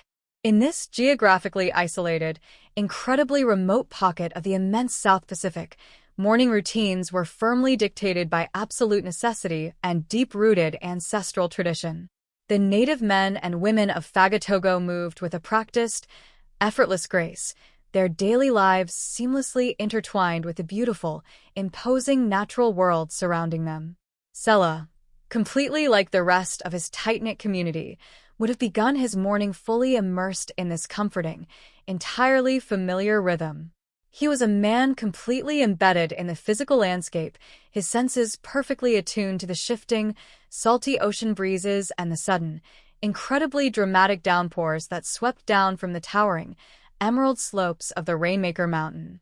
There was absolutely no ominous, dark warning written across the vast tropical sky, absolutely no sudden, inexplicable drop in barometric pressure to accurately herald the rapidly approaching, devastating catastrophe. The day undoubtedly began with the exact same deceptive, beautiful tranquility that had successfully characterized thousands of identical days before it. The white-uniformed naval officers briskly went about their structured administrative duties. The local indigenous fishermen quietly tended to their heavy, salt-crusted nets, and the small village children played joyfully in the shaded, dusty spaces between the modest coastal homes. This profound, undeniable normalcy is perhaps the most terrifying, chilling aspect of the impending, brutal violence. The stage for this horrific tragedy was set not with dark, brooding, cinematic storm clouds, but with the mundane, incredibly beautiful reality of a totally typical Samoan morning. It was directly within this beautiful, completely unsuspecting environment that the absolute worst, most depraved aspects of human nature were silently preparing to violently reveal themselves. The stark, undeniable contrast between the breathtaking, pristine natural beauty of the island and the dark, terrifyingly ugly reality of premeditated murder creates a horrifying, unsettling dissonance that makes the specific events of that day so profoundly, deeply disturbing. Sela walked casually through his ancestral village, breathing the heavy, salt-tinged air, completely, tragically unaware that his earthly timeline had been drastically, violently truncated by a neighbor he had known for countless years. The instrument of malice. While Sela navigated the physical, familiar geography of Fagatogo with the relaxed, easy confidence of a man entirely at home in his surroundings, Imoa was actively navigating a drastically different, deeply terrifying, and highly toxic internal landscape. The simmering, boiling cauldron of deep-seated hatred that had been slowly, relentlessly cooking within him for an extended period had finally, completely evaporated his absolute last remaining shreds of basic human empathy and logical, rational restraint. The psychological boundary that normally completely separates bitter, resentful anger from explosive, physical violence is a massive, highly formidable barrier for the vast, overwhelming majority of civilized human beings. To intentionally cross that specific boundary requires a fundamental, catastrophic shattering of the internal moral compass, a complete, uncompromising detachment from the inherent, recognized value of another human life. Imoa crossed that terrible, irreversible threshold with a grim, unwavering, and utterly chilling finality. His dark intention to violently kill Sela was absolutely no longer a fleeting, passing fantasy born of momentary frustration. It had fully solidified into an absolute, pressing, and all-consuming necessity. This grim, terrifying determination was physically manifested in his deliberate choice of an instrument of destruction. The historical military records clearly document that the brutal murder was committed using a rudimentary, exceptionally crude weapon. This specific, horrifying detail is of paramount, undeniable importance when deeply analyzing the deeply personal nature of the crime. Imoa did not actively seek out a highly sophisticated, easily accessible military firearm from the nearby naval base, nor did he employ a clean, efficient method that would allow for physical distance or psychological detachment from the gruesome act. Instead, he intentionally armed himself with a crude, highly unrefined implement, a heavy, blunt instrument likely fashioned directly from the hard, unforgiving, rough natural elements of the island itself. To successfully wield such a primitive, brutal weapon absolutely requires a terrifying, incredibly high level of personal commitment to the gruesome act of killing. It aggressively demands intense, sustained physical exertion, immense muscular force, and a prolonged, incredibly intimate, horrifying proximity to the victim's immediate suffering. The wielder must directly feel the sickening, bone-crushing impact, explicitly witness the immediate, horrific physical trauma, and actively, repeatedly, violently push through the natural, ingrained human aversion to causing catastrophic bodily harm. By intentionally selecting a crude, rudimentary weapon, Imoa was absolutely not just choosing to eliminate Sela from his daily life. He was actively choosing to utterly obliterate him through an act of supreme, visceral, highly personal savagery. The crude weapon was a direct, terrifying physical extension of his unadulterated, blinding rage, an entirely unrefined, brutal tool perfectly, tragically suited for an entirely unrefined, monstrous, unforgivable act. The fatal collision. The completely inevitable, ultimately fatal collision between Sela and Imoa occurred directly within the physical boundaries of their shared, isolated home, instantly transforming a familiar, entirely mundane patch of Fagatogo earth into an enduring, deeply traumatic site of absolute horror. The exact, specific words exchanged between the two men, if any were spoken at all, remain completely lost to history, silently swallowed by the dense, rustling tropical foliage and the rhythmic, crashing waves of the nearby harbor, but spoken words were entirely, completely unnecessary at this terminal, violent juncture. Imoa's sudden, aggressive actions spoke with a deafening, terrifying, and unmistakable clarity. The brutal attack was absolutely not a chaotic, spontaneous, highly unpredictable street brawl.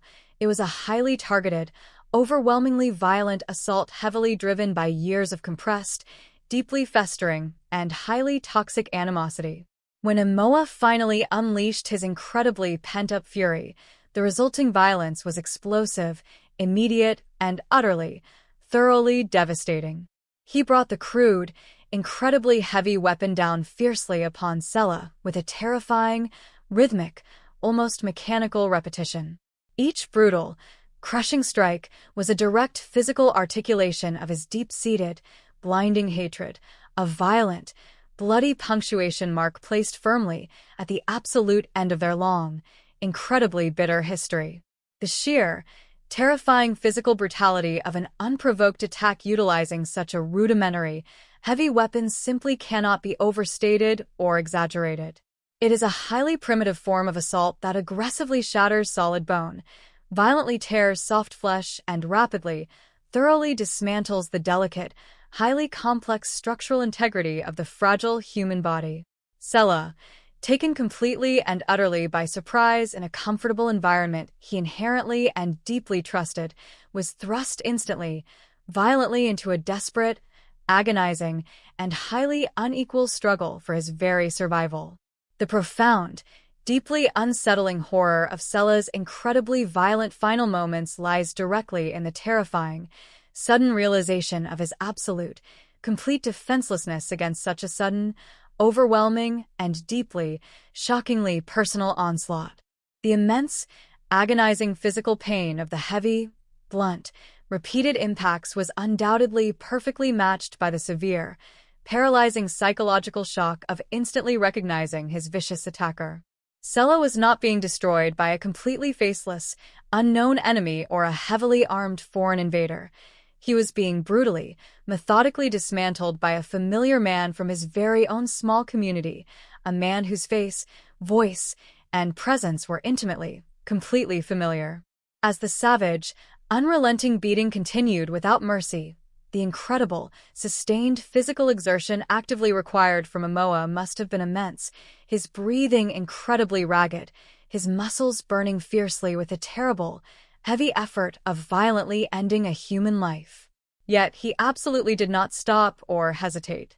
He ruthlessly continued his relentless, horrific assault until Sella's life force was completely, permanently extinguished, leaving his broken, deeply battered body completely lifeless on the ground, a tragic, incredibly bloody, entirely permanent testament to the absolute, catastrophic failure of communal harmony. The shattered sanctuary. The immediate, highly traumatic aftermath of such extreme, highly concentrated violence is very often characterized by a profound, entirely unnatural stillness, a terrible, suffocating vacuum directly created by the sudden, violent departure of a human soul. However, in a densely populated, highly interconnected, deeply communal village like Fagatogo, this awful, haunting silence could not possibly, conceivably last for long. The horrifying discovery of Sella's brutally, violently battered body quickly sent a massive, highly paralyzing, and deeply terrifying shockwave through the entire indigenous community. It was an unprecedented trauma that struck aggressively at the very foundational, structural core of their shared, peaceful existence. When the very first villagers unfortunately stumbled upon the horrific, bloody scene, the sheer, overwhelming visual impact of the utter carnage must have been completely, thoroughly incomprehensible to their minds.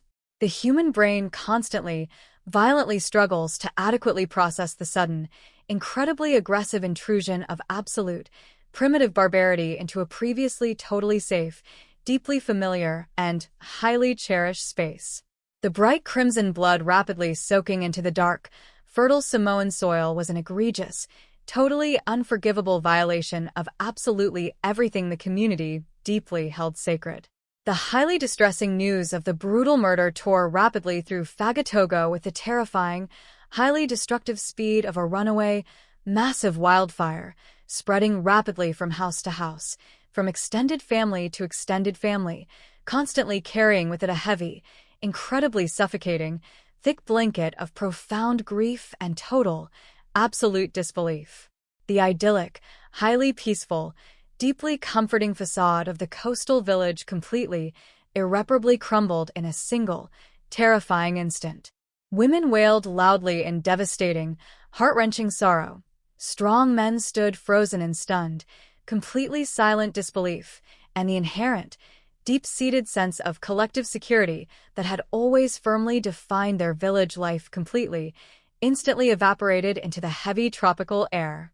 The horrific, unavoidable realization that Amoa, a fully integrated member of their very own community, was totally responsible for this unimaginable, brutal atrocity immediately added an incredibly thick, heavy, and deeply complex layer of psychological trauma to their already profound, overwhelming grief.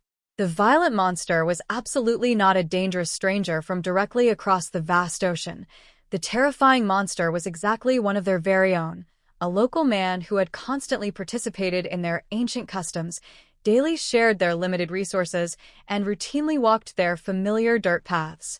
The entire village was immediately, violently plunged into a deep state of highly collective, profound mourning, not just for the tragic, violent, entirely unnecessary loss of Sella, but for the permanent, devastating loss of their communal innocence and deeply held peace. The psychological, emotional sanctuary of Fagatogo had been brutally, irreversibly, and permanently violated. The deep, incredibly dark, violent stain of the horrific murder could absolutely never be simply washed away by the heavy tropical rains or naturally erased by the slow, steady passage of time. The powerful United States Navy, stationed just a very short distance away, would quickly, inevitably descend upon the village with their strict military protocols and highly rigid investigative procedures, but for those initial, agonizing, deeply terrifying hours following the horrific discovery, the indigenous community was left completely, utterly alone to desperately grapple with the overwhelming, devastating, and entirely incomprehensible magnitude of the tragedy. Sella was permanently dead. Imoa had fully crossed the ultimate, dark point of no return, and the beautiful, highly sheltered village of Fagatogo would forever, permanently be intensely haunted by the incredibly dark, deeply violent, and terrifying shadow of that deeply fateful day. The sudden, Violent rupture of life in Fagatogo did not merely leave behind a grieving community. It instantly alerted the dormant apparatus of American military authority to the existence of a profound, internal crisis that it had fundamentally failed to anticipate or prevent. The United States Navy, which had occupied the harbor with a posture of supreme, administrative detachment, found itself abruptly thrust into the role of investigators, tasked with deciphering a crime that was, in its essence, completely alien to their military sensibilities. The arrival of the naval authorities at the scene of the crime signaled a significant, highly consequential transition.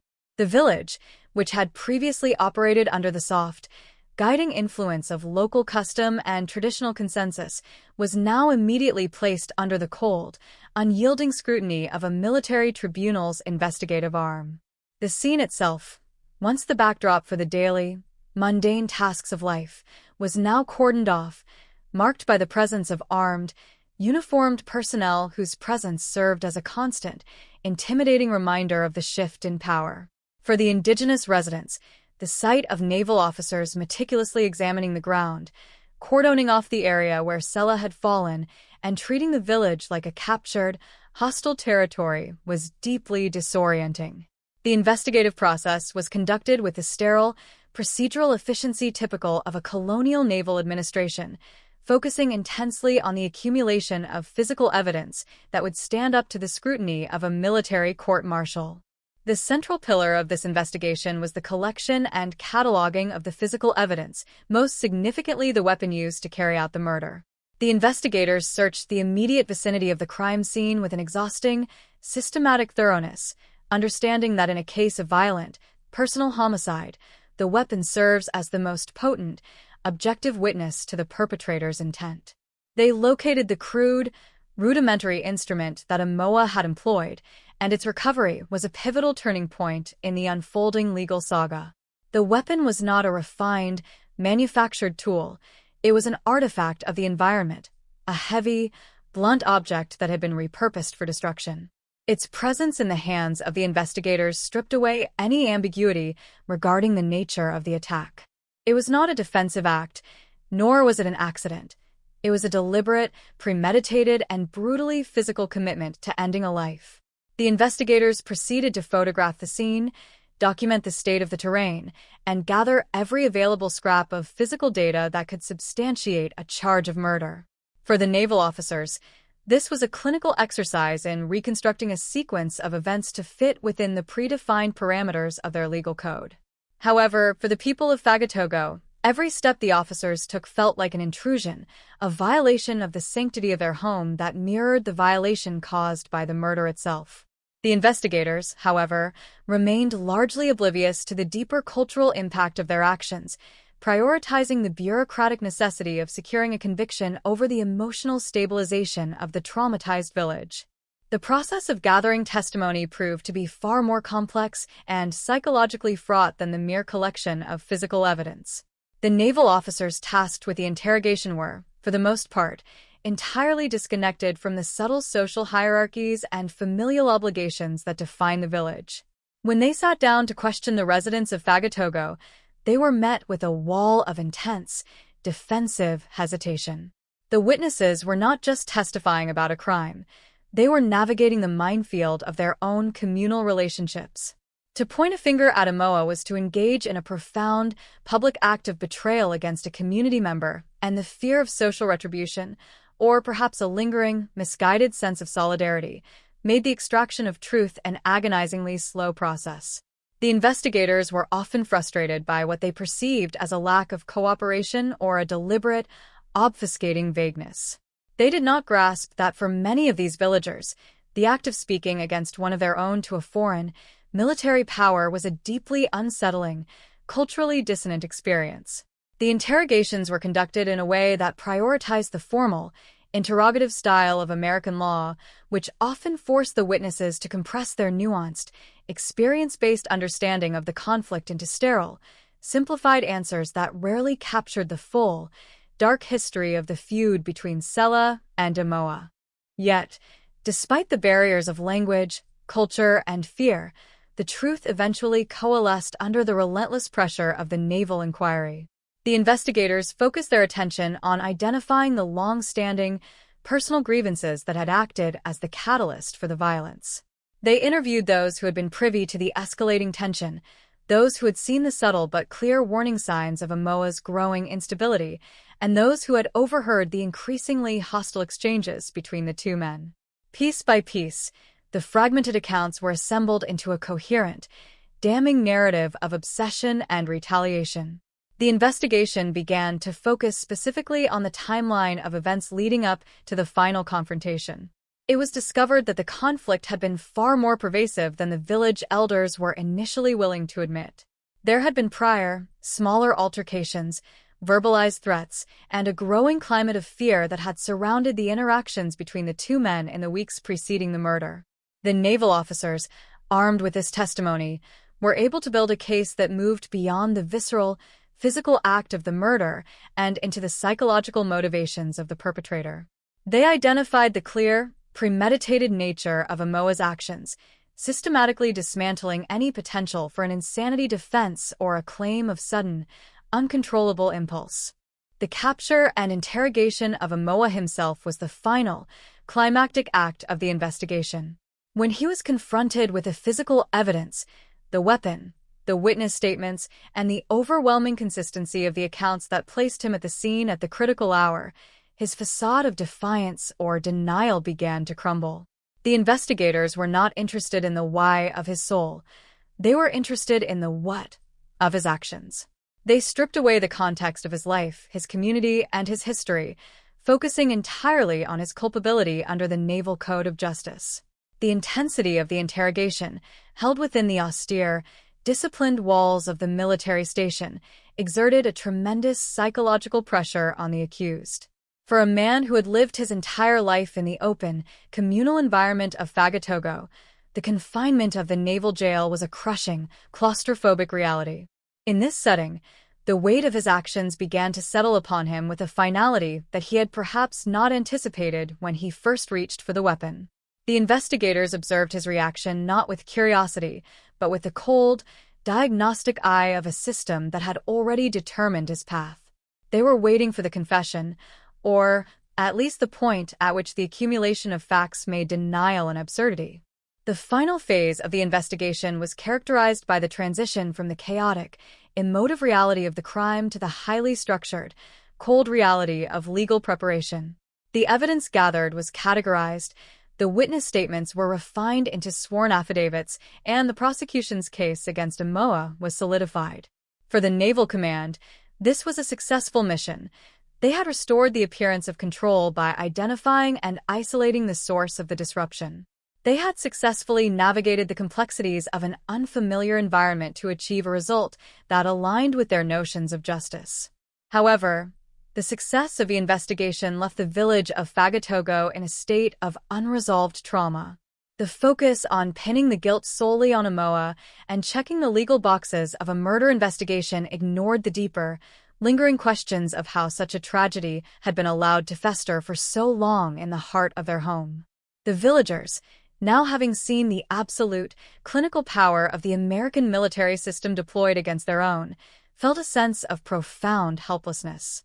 The investigation had been effective at achieving its narrow objective, but it had done nothing to heal the fractured social fabric of the village.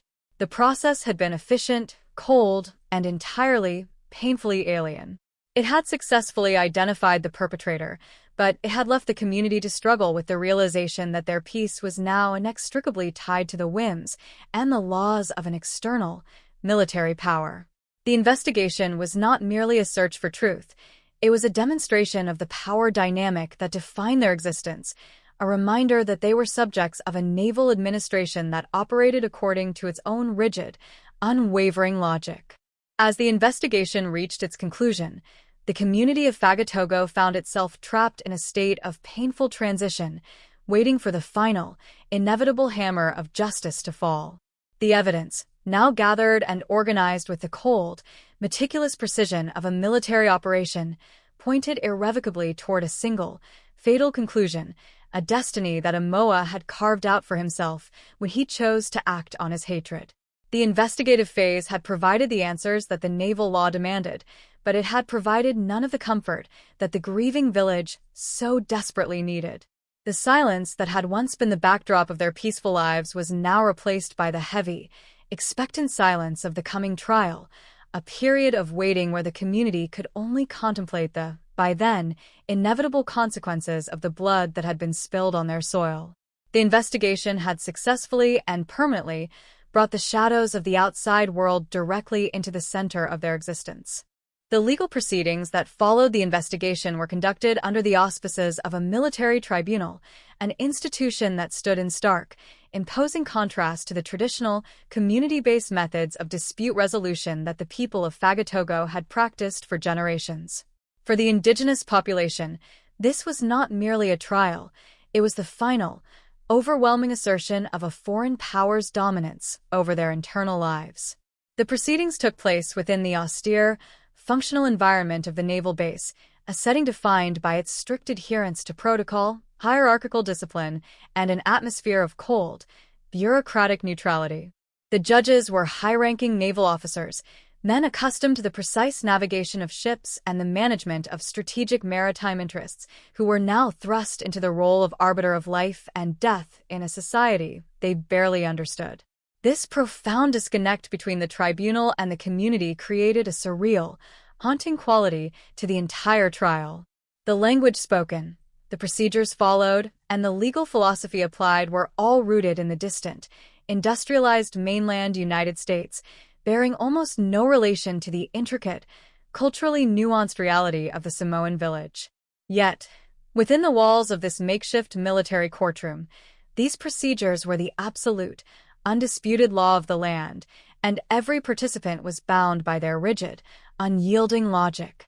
The atmosphere during the trial was suffocatingly tense, marked by a pervasive, heavy silence that mirrored the profound, collective trauma of the Fagatogo villagers. The prosecution, led by naval officers with a mandate to demonstrate the absolute efficacy of American law, presented their case with the clinical, surgical precision that had characterized their investigation. They built a narrative of unmitigated brutality, focusing entirely on the physical reality of the murder and the overwhelming, incontrovertible evidence that connected Amoa to the crime. There was no attempt to understand the historical, sociocultural context of the long-standing feud. There was only the desire to secure a conviction for the most serious of crimes. The prosecution treated the evidence of the crude, rudimentary weapon as the centerpiece of their argument, using it to emphasize the premeditated, savage nature of the assault. They painted a picture of a man who had consciously abandoned the dictates of civilization to engage in an act of base, animalistic violence.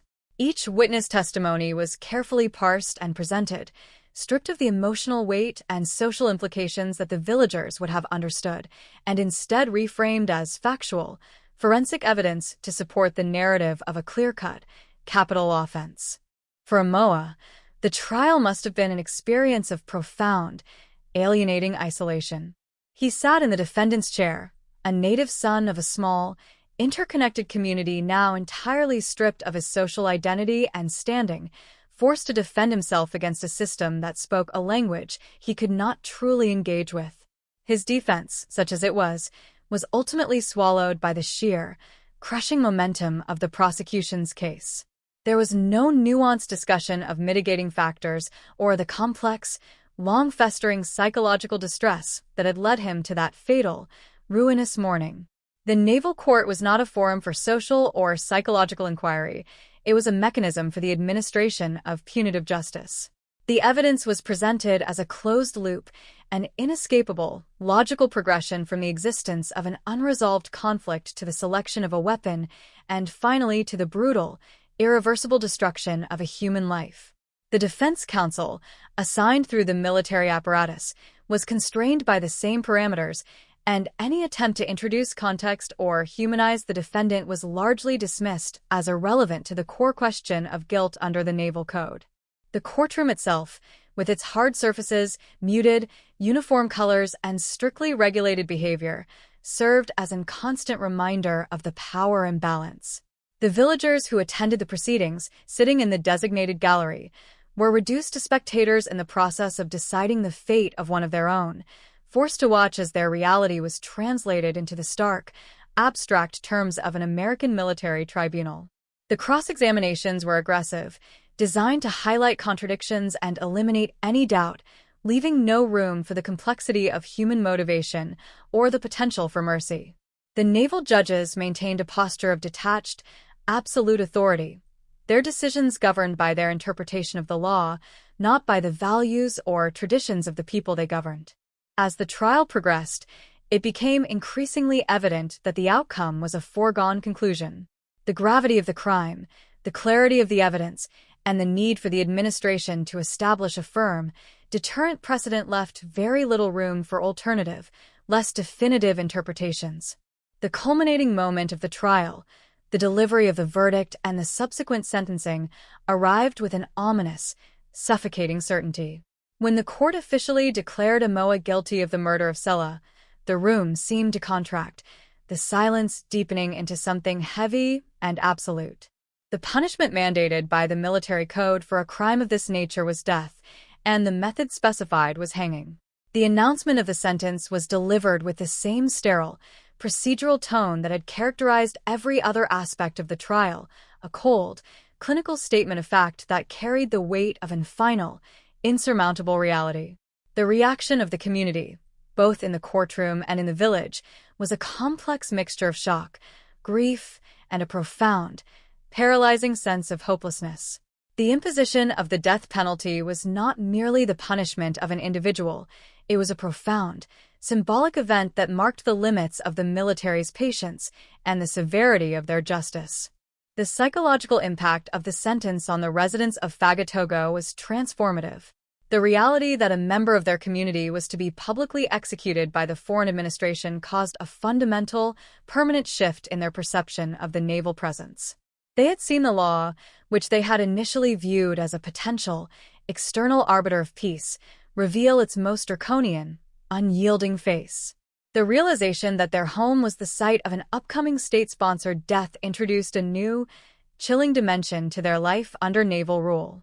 The impending execution became an obsession, a dark, heavy anchor that dragged the spirits of the village down into a state of collective, apprehensive waiting. Even for those who had been most offended by the crime, the prospect of the hanging was a deeply disturbing escalation that seemed to exceed the traditional, restorative concepts of justice they had lived by. The defense, recognizing the hopelessness of their position in the face of the overwhelming evidence and the uncompromising stance of the tribunal, had very little room to maneuver. Any appeals would have been processed within the same, rigid military hierarchy that had produced the initial verdict, making the hope of a reprieve a nearly impossible fantasy. The legal proceedings were a closed, circular system that successfully excluded any possibility of external influence, mercy, or a departure from the established, severe protocol. The trial was not merely about determining guilt or innocence. It was an act of consolidation for the colonial authority, a clear message to the local population about the consequences of transgressing the boundaries of the established order. The courtroom had become a stage where the power of the naval administration was showcased in its most absolute, final form. As the days passed between the sentencing and the scheduled date of the execution, the atmosphere in Fagatogo became increasingly heavy with a sense of dread. The villagers were forced to confront the reality that their daily, familiar surroundings, the village paths, the shade of the trees, the view of the harbor, were now inextricably linked to the countdown of a man's life. The trial had succeeded in stripping away the humanity of the individuals involved, reducing them to components in a larger, mechanical process of justice that had no room for individual history, social complexity, or moral ambiguity. The community was left to grapple with the realization that they were observers in a process that operated according to its own logic, a logic that prioritized the maintenance of order through the application of the ultimate, irreversible punishment. The courtroom proceedings had effectively finalized the transformation of the tragedy from an internal, communal crisis into a formal, legal narrative dictated by the naval administration. The trial had been a model of efficiency and adherence to the letter of the law, yet it had left the deeper, human questions surrounding the conflict completely unaddressed. The conviction of Amoah was a triumph of the legal system, but it was an emotional and social failure, leaving the community of Fagatogo fractured, fearful, and forever marked by the spectacle of a foreign, military justice system. The legal chapter of the story had reached its terminal point, leading directly to the final, grim conclusion that had been established from the moment the investigation began. The trial had served its purpose of reinforcing the authority of the law, but it had left the community in a state of profound, unresolved distress, waiting for the final act to play out in the humid, tropical air of the village. The process of justice had been completed, and the inevitable outcome had been set, leaving nothing left but the waiting for the day when the gallows would be used for the final time. The morning of November 24th, 1939, dawned with a deceptively tranquil, crystalline clarity over Pago Pago Harbor, yet the atmosphere within the village of Fagatogo was suffocated by a palpable, crushing weight that defied the beauty of the tropical sunrise. This was no ordinary day. It was the final, inevitable destination of a dark journey that had begun with personal malice and ended in the clinical, sterile grip of naval law. The construction of the gallows, a deliberate and ominous imposition upon the vibrant, verdant landscape of Tutuila, stood as a stark, angular monument to the ultimate, irrevocable power of the state. It was a foreign construct, a piece of machinery designed for the singular, grim purpose of extinguishing a human life, and its presence on the island was an affront to the ancestral soil that had never before witnessed such an organized, procedural act of termination. As the sun climbed higher, casting sharp, dramatic shadows against the mountainside, the reality of the impending execution permeated every corner of the village, creating a silence so profound and heavy that even the familiar, rhythmic crashing of the surf seemed distant and muffled. The residents of Fagatogo were caught in a paralyzing tension, a collective realization that the communal harmony they had once taken for granted had been permanently, irreversibly severed by the events of this day. Whether they gathered to witness the grim spectacle out of a morbid, unavoidable sense of closure or withdrew into the darkened, quiet interiors of their homes to shield themselves from the reality of the hanging, the entire population was bound by a shared, traumatic awareness that history was about to be made in their backyard. The naval personnel, moving with their characteristic, detached efficiency, performed their final duties with a focus that was utterly devoid of personal emotion, treating the orchestration of death as merely another task in the maintenance of military order. The final moments of Amoah's life were played out within this cold, mechanical framework, stripped of the cultural context and the human complexity that had defined his existence in the village. As he was led toward the gallows, the path he had walked countless times during his life, to the fishing grounds, to communal gatherings, to the homes of his neighbors, must have felt entirely unrecognizable, transformed by the terrifying proximity of his own mortality. There was no room for repentance or reconciliation in the final, structured sequence of events. There was only the rigid application of a terminal, colonial code. The act itself, the sharp, sudden release of the trapdoor, was a momentary, violent punctuation mark that resonated far beyond the physical space of the gallows. It was a sound that would echo through the collective memory of the Samoan people for decades, a chilling, final reminder of the absolute authority wielded by the naval administration over the territory. As Amoah's life was extinguished, the immediate, agonizing tension of the morning collapsed, replaced by a profound, hollow sense of finality that left the community of Fagatogo to grapple with the aftermath of a tragedy that had spiraled entirely out of their collective control. The body was removed with the same clinical, detached precision that had characterized the trial, and the process of dismantling the gallows began, the wood and the rope being cleared away as if to erase the physical evidence of the state-sponsored killing from the landscape. But the act could not be so easily erased. It had left an indelible, deep-seated scar on the soul of the island, a permanent shift in the relationship between the governed and the governors. In the decades that followed, the execution of Amoah took on a historical weight that no one present on that humid November morning could have fully anticipated. The removal of the gallows from the grounds of the naval station marked more than just the end of an era. It signified the definitive, permanent abandonment of capital punishment in the territory of American Samoa.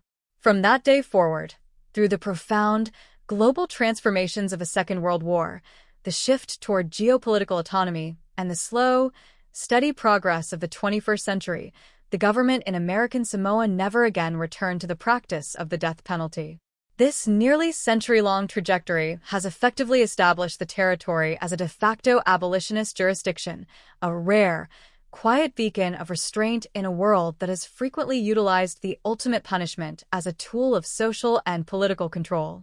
The death of Amoa, while tragic and deeply painful, served as the final, brutal example that ultimately convinced the local authorities and the wider community that the imposition of the death penalty was entirely incompatible with their cultural values and their vision for the future. The gallows were consigned to the dusty, forgotten annals of colonial history, never to be rebuilt, and the decision to refrain from capital punishment became an implicit, enduring aspect of the territory's legal and moral identity. This transformation did not happen through a singular, grand declaration or a formal, sweeping legislative act. It evolved organically, a quiet, sustained collective decision to reject the path of institutionalized killing, perhaps driven by the memory of the devastating, irreparable rupture that the execution had caused in the heart of Fagatogo. When we reflect upon the legacy of this case, we are forced to confront the immense, enduring silence that followed the hanging. It is a silence that speaks to the profound, lingering trauma of the village, a community that had seen its internal, social fabric violently torn apart and then stitched back together by a foreign power's brutal, unwavering logic. We must never lose sight of the fact that this history begins and ends with the human cost, the life of Sela, an individual who was an integral, loved, and vital part of his village, and the life of Amoa, a man who allowed his own personal demons to destroy not only his victim but also his own future. The story of their conflict is a stark, cautionary tale about the devastating, uncontrollable nature of hatred when it is allowed to fester within the confines of an isolated, small-scale environment. It is also a critical, historical examination of the clash between an ancient, communal culture and an imposing, modern military administration, a collision that left no space for the nuance, mercy, or restorative justice that might have potentially prevented the fatal outcome. By choosing to move forward without the death penalty, American Samoa has, in its own, quiet way, answered the violence of that November morning with a commitment to a different, more enduring path. This decision to prioritize life over the finality of the noose is a powerful, silent testimony to the resilience of the people of Tutuila and their ability to forge a future that is not permanently, irrevocably dictated by the darkest, most violent chapters of their past. The narrative of Amoa and Sela is, ultimately, a story of the terrible, long-lasting shadow that is cast by the last hangman's rope. It reminds us that every act of violence has a ripple effect that extends far beyond the immediate moment of impact, influencing the lives of generations, shaping legal systems, and defining the character of entire communities.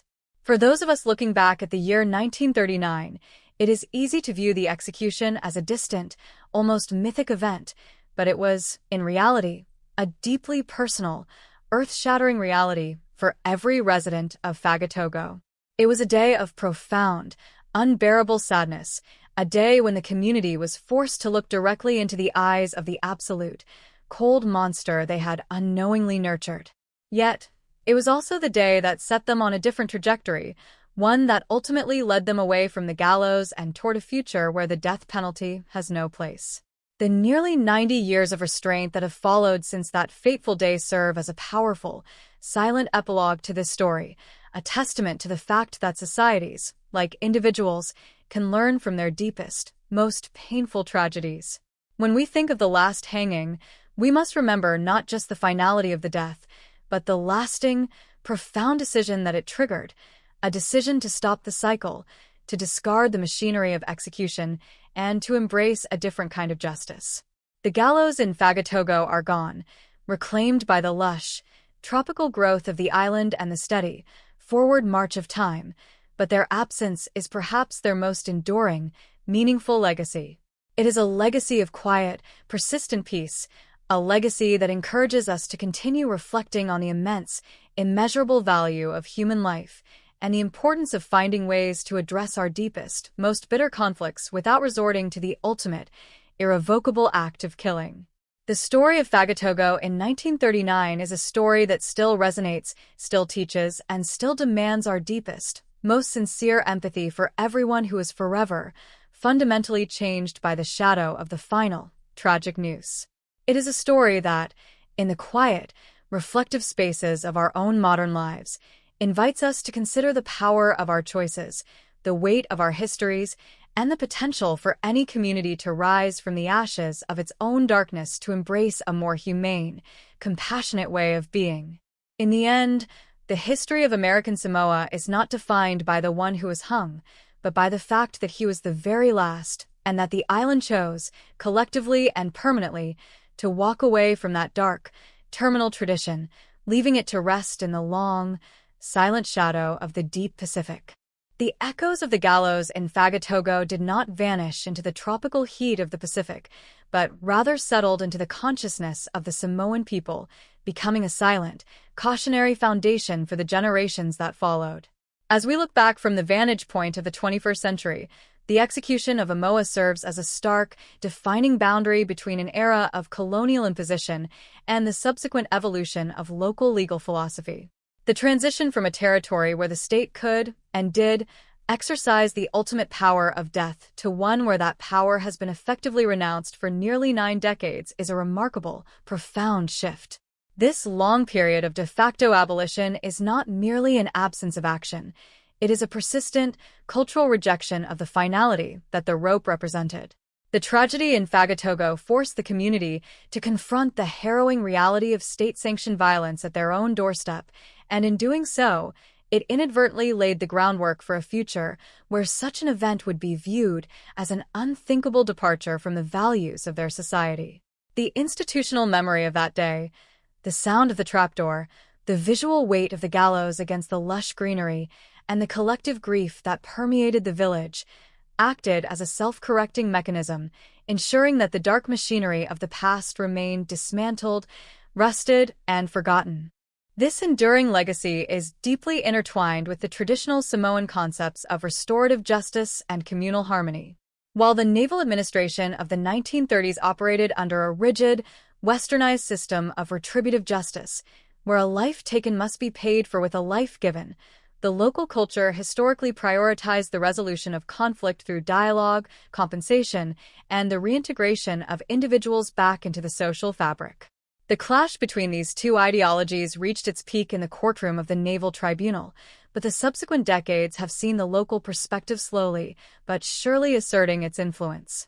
The absence of the death penalty for almost a century suggests that the community's innate desire for social cohesion and the preservation of life eventually superseded the colonial precedent. It is a quiet, powerful testament to the resilience of a culture that refused to allow the most violent day in its recent history to define its long-term trajectory. Instead, they transformed that memory into a barrier, a protective boundary that prevented the reintroduction of capital punishment even as the world around them continued to debate its morality and necessity. The significance of this evolution cannot be overstated when one considers the broader historical context of the Pacific territories during the mid-20th century.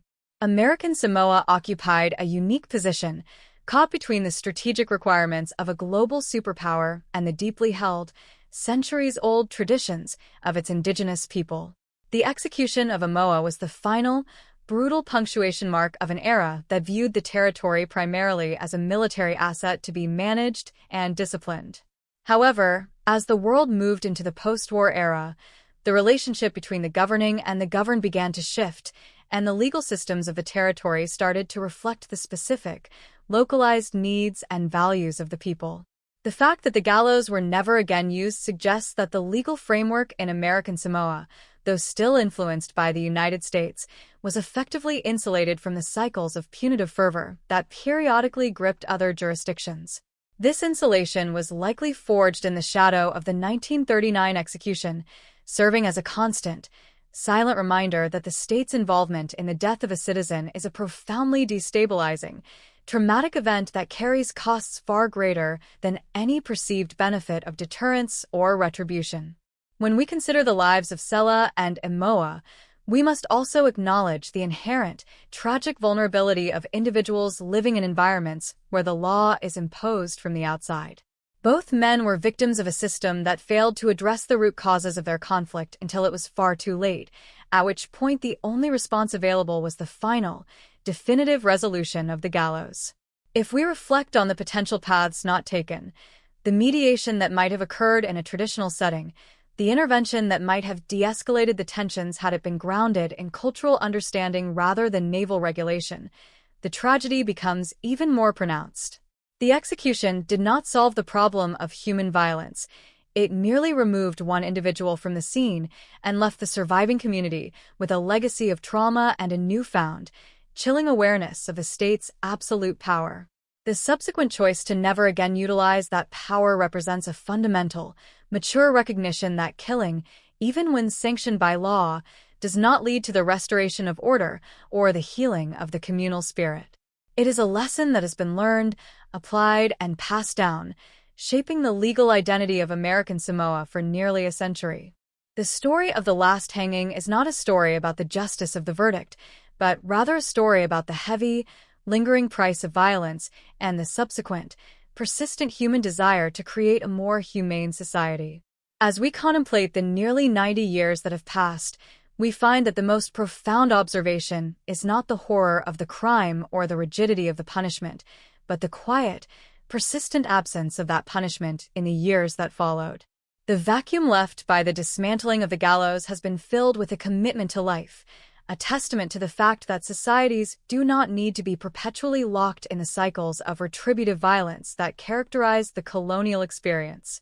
The legacy of Emoa and Sela is, in this sense, a legacy of transformation, a movement from the darkness of 1939 toward a present where the sanctity of life is held with a significance that transcends the transient laws of any occupying administration. As we conclude this exploration into the history of American Samoa, it is essential to return to the human element that anchors every true crime narrative. We remember Sela, whose life was unfairly snatched away, leaving behind a silence that was for a long time only filled by the sound of the ocean and the weight of his family's grief. We remember Emoa not as a symbol of evil, but as a deeply flawed human being who became trapped in a spiral of his own making, a victim of the very system he provoked and ultimately destroyed by. And finally, we remember the village of Fagatogo, a community that survived the ultimate trauma of its own making and emerged on the other side with a clearer, more profound understanding of the value of peace. Their history serves as an enduring, powerful example to the rest of the world that even in the aftermath of the most unimaginable, brutal tragedies, it is possible to choose a path that rejects the ultimate finality of the noose. The gallows are gone, the naval officers have long since moved on, and the village has changed in ways that the people of 1939 could never have imagined. Yet the principle they established through their collective, silent restraint remains as firm and unyielding as the volcanic mountains that overlook the harbor. This story of the last hanging is a call to reflection for all of us, wherever we may be, to consider how we handle our own conflicts and how we choose to define justice. The history of American Samoa shows that the absence of the death penalty is not a sign of weakness or a failure to address crime. Rather, it is a sign of a society that has matured enough to recognize that violence is a self-defeating endeavor. It is a sign of a community that has looked into the abyss of its own darkness and decided, quite firmly, that it will not live there. The legacy of this case is, at its heart, a message of hope, that we can learn, that we can evolve, and that we can build systems of justice that focus on the preservation and restoration of life rather than its destruction. As we close this chapter, we leave the island of Tutuila not in the shadow of the gallows, but in the light of the ongoing, persistent effort to build a world where such tragedies are not only understood but are actively, intentionally prevented. The silence that began in 1939 was not an end, but a beginning, a quiet, powerful, and lasting commitment to a different, more compassionate future, one that has been faithfully kept for nearly a century, ensuring that the name of Amoa remains the final one to be associated with such a grim, terminal, and unnecessary conclusion. The story of Fagatogo is thus, finally, a story of reclamation, the reclamation of a community's soul from the weight of its most traumatic experience, and the quiet, resolute determination to never again allow the shadow of the noose to dictate the future of its people. As the waves continue to roll against the shores of Pago Pago Harbor, they carry with them the memory of the past, but they also signal the ongoing arrival of a new, different reality, one that is defined by the absence of the gallows and by the presence of a collective, enduring wisdom that continues to guide the territory toward a more just, humane, and peaceful horizon. The final resonance of the 1939 tragedy in Fagatogo extends far beyond the legal and historical milestones. It serves as a profound, perpetual invitation to interrogate the nature of memory, the weight of collective trauma, and the evolving moral architecture of a society. As we contemplate the nearly 9 decades that have elapsed since that fateful morning, we are compelled to look deeper into the mechanisms of communal healing and the subtle, often invisible ways in which a society redefines itself after a foundational fracture. The absence of the death penalty in American Samoa has become an intrinsic part of its identity, a quiet declaration that the state's duty lies not in the replication of violence, but in the administration of life-affirming justice. This evolution, while born from the crucible of an exceptionally dark event, has matured into a sophisticated, culturally rooted commitment to restraint. It suggests that a society's true strength is not measured by its capacity to punish, but by its capacity to abstain from the ultimate, irreversible act of destruction. The shadow of the gallows, once a looming presence in the minds of the villagers, has been replaced by the enduring light of a collective conscience that views the termination of a human life as an abject failure of the social order. This shift is not merely a legal technicality, it is a profound moral achievement, one that honors the memory of Sela by ensuring that no other family in the territory would ever have to endure the sterile, bureaucratic agony of a state-sanctioned execution. The story of the last hanging also forces us to consider the role of the outsider in the shaping of local histories. The naval administration's involvement in Fagatogo was a catalyst for a type of violence that was entirely foreign to the rhythms of the island. By imposing a rigid, westernized system of justice upon a community that functioned on consensus and kinship, the authorities created a dissonance that only deepened the tragedy. Yet, in a twist of historical irony, the very efficiency and finality with which the Navy carried out the sentence of Amoa ended up providing the impetus for the local rejection of such methods. The brutality of the state's ultimate sanction became a mirror in which the community saw the fundamental incompatibility of capital punishment with their own, deeply held values. It is a striking example of how colonial legacies, even at their most oppressive, can inadvertently lead to a more profound, local assertion of identity. The community did not simply adopt the American system. They took the most extreme component of that system, witnessed its devastating, dehumanizing impact, and ultimately chose to excise it from their own path. This is a testament to the enduring power of the Samoan culture, which, despite the pressures of external governance and the trauma of military occupation, managed to cultivate a legal and moral philosophy that prioritizes the restoration of harmony over the finality of the blade or the rope. Furthermore, we must reflect on the psychological burden carried by the witnesses to history.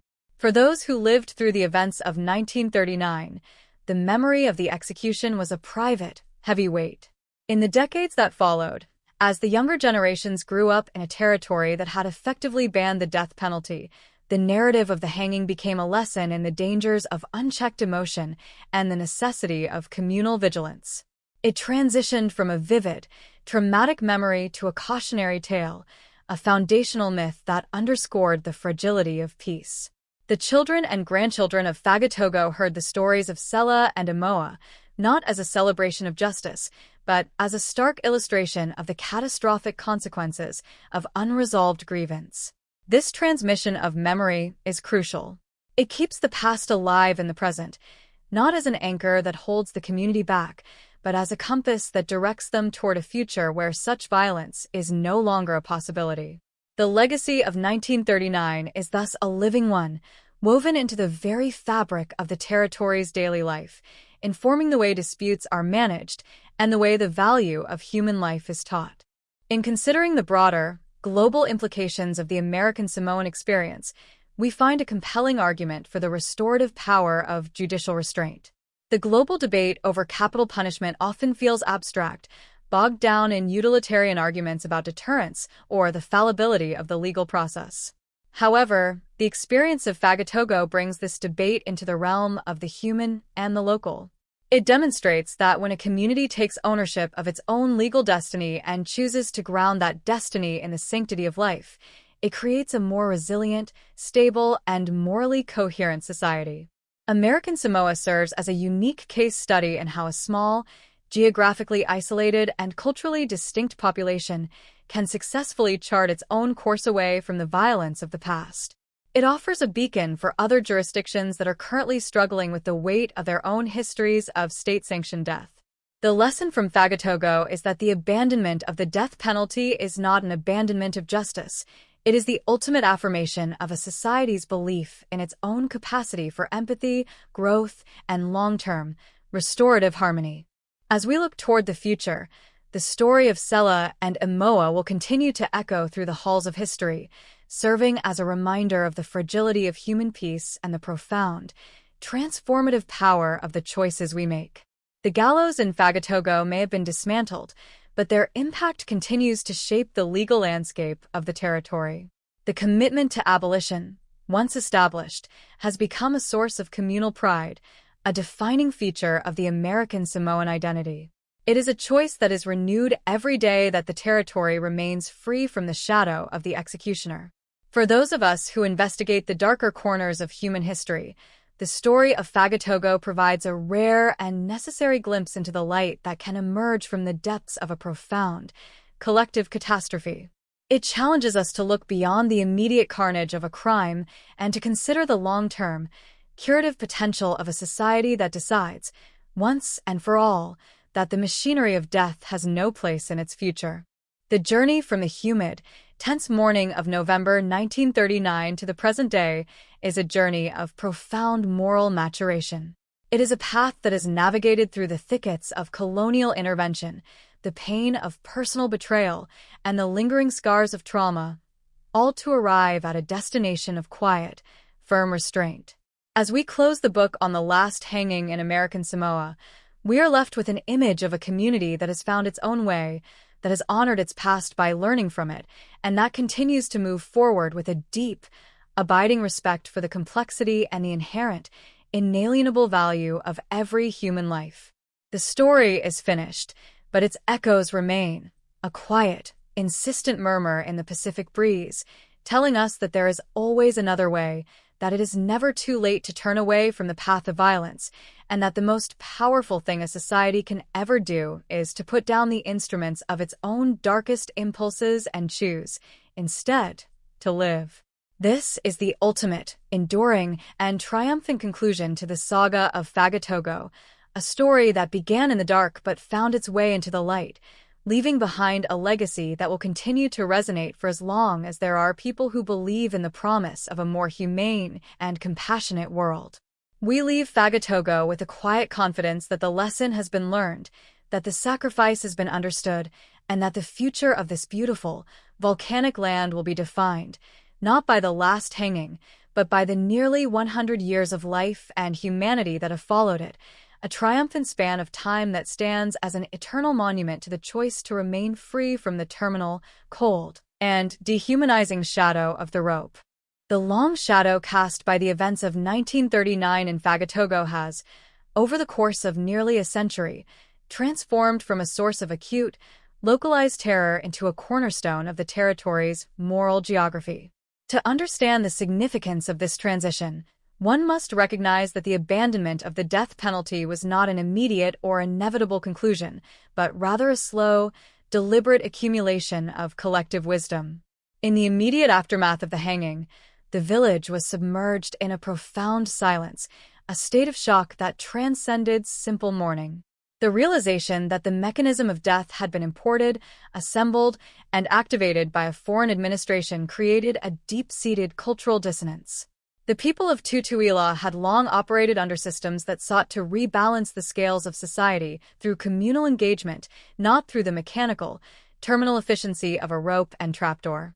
As the years turned into decades, this dissonance solidified into a quiet but unyielding consensus.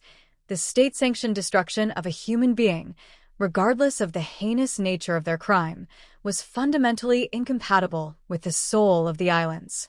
This was not a legislative choice initially, but a social one, a pervasive cultural sentiment that effectively rendered the reinstatement of the death penalty a political and moral impossibility. The hanging of Amoa became the definitive, final entry in a chapter that the territory simply chose to stop writing. This narrative of transformation offers a unique lens through which to view the interplay between colonial history and indigenous resilience. The United States Navy, in its late 1930s iteration, viewed American Samoa through a utilitarian, strategic lens, prioritizing order, discipline, and the maintenance of a maritime outpost above all else. In this framework, the execution of Amoa was a logical, consistent application of the law, a way to establish that the territory was subject to the same severe penal standards as the mainland. However, this cold, military logic failed to account for the way in which the Samoan people absorbed and processed such violence. Rather than internalizing the necessity of the death penalty, they identified it as a foreign imposition that brought no true closure, only a lingering, cold emptiness. The irony of the situation is that the very act intended to assert absolute authority over the populace instead highlighted the moral distance between the rulers and the ruled. The subsequent decades of de facto abolition stand as a quiet, powerful assertion of the territory's own identity, a decision that the sanctity of human life should not be subject to the whims of administrative convenience or the cycles of retributive violence. It is a testament to the idea that a community's identity is not defined by its past tragedies, but by the way it collectively decides to move forward in the wake of them. When we consider the lives of those who were present during that era, we are reminded of the heavy, unseen burden of memory. The witnesses of 1939 carried the weight of that day for the rest of their lives, passing the story down to their children as a somber, cautionary reflection. This oral history, while not documented in the sterile files of naval reports, was essential in maintaining the territory's commitment to restraint. It ensured that the significance of the event was not lost to the passage of time or the modernization of the legal system. The story of Sela and Amoa, in all its visceral and painful detail, became a living part of the island's heritage, a touchstone that reinforced the value of peaceful conflict resolution. The absence of the gallows became a visible, tangible commitment, a clear, unspoken agreement that the dark, terminal path taken in 1939 was a road that would never again be traveled. This collective decision-making process, though not conducted in a formal assembly, was as binding as any constitutional law, woven into the social fabric of every village and every family. The persistence of this abolitionist stance in the face of changing global norms and shifting political landscapes is perhaps the most remarkable aspect of the story. In the mid-20th century, as various parts of the world grappled with the morality of capital punishment, American Samoa remained steadfast in its quiet, consistent refusal to engage in it. This was not due to a lack of awareness of the global discourse, but because the territory had already reached its own, internally derived conclusion. The lesson learned from the hanging was deemed sufficient, a singular, massive experience that rendered further experimentation with state-sanctioned killing entirely unnecessary. This internal conviction provided a form of moral stability, a clear, shared principle that helped the territory navigate the complexities of integration with the modern world while preserving its core, ancestral values. The story of Fagatogo thus becomes a meta-narrative about the power of a single, traumatic experience to force a community to clarify its most fundamental beliefs and to act upon them with unwavering resolve for nearly a century. As we look toward the future, the legacy of this case will continue to be relevant, serving as a reminder that the evolution of justice is a constant, unfolding process. The story does not end with the dismantling of the gallows. It continues in every instance where the territory chooses, through its legal and social institutions, to value the restorative potential of the human spirit over the retributive finality of the state. It challenges us to look beyond the superficial indicators of progress and to consider the profound, quiet maturity of a society that has successfully integrated the lessons of its own darkest moments into its current, ongoing governance. The hanging of Amoa remains a dark, unavoidable fact, but it is no longer the defining feature of the story. The defining feature is the refusal of the people of American Samoa to allow that fact to dictate their future. They have taken the raw, traumatic material of their history and, through patience, resilience, and a deep, intuitive understanding of their own communal needs, have built a reality that is fundamentally different from the one that existed in 1939.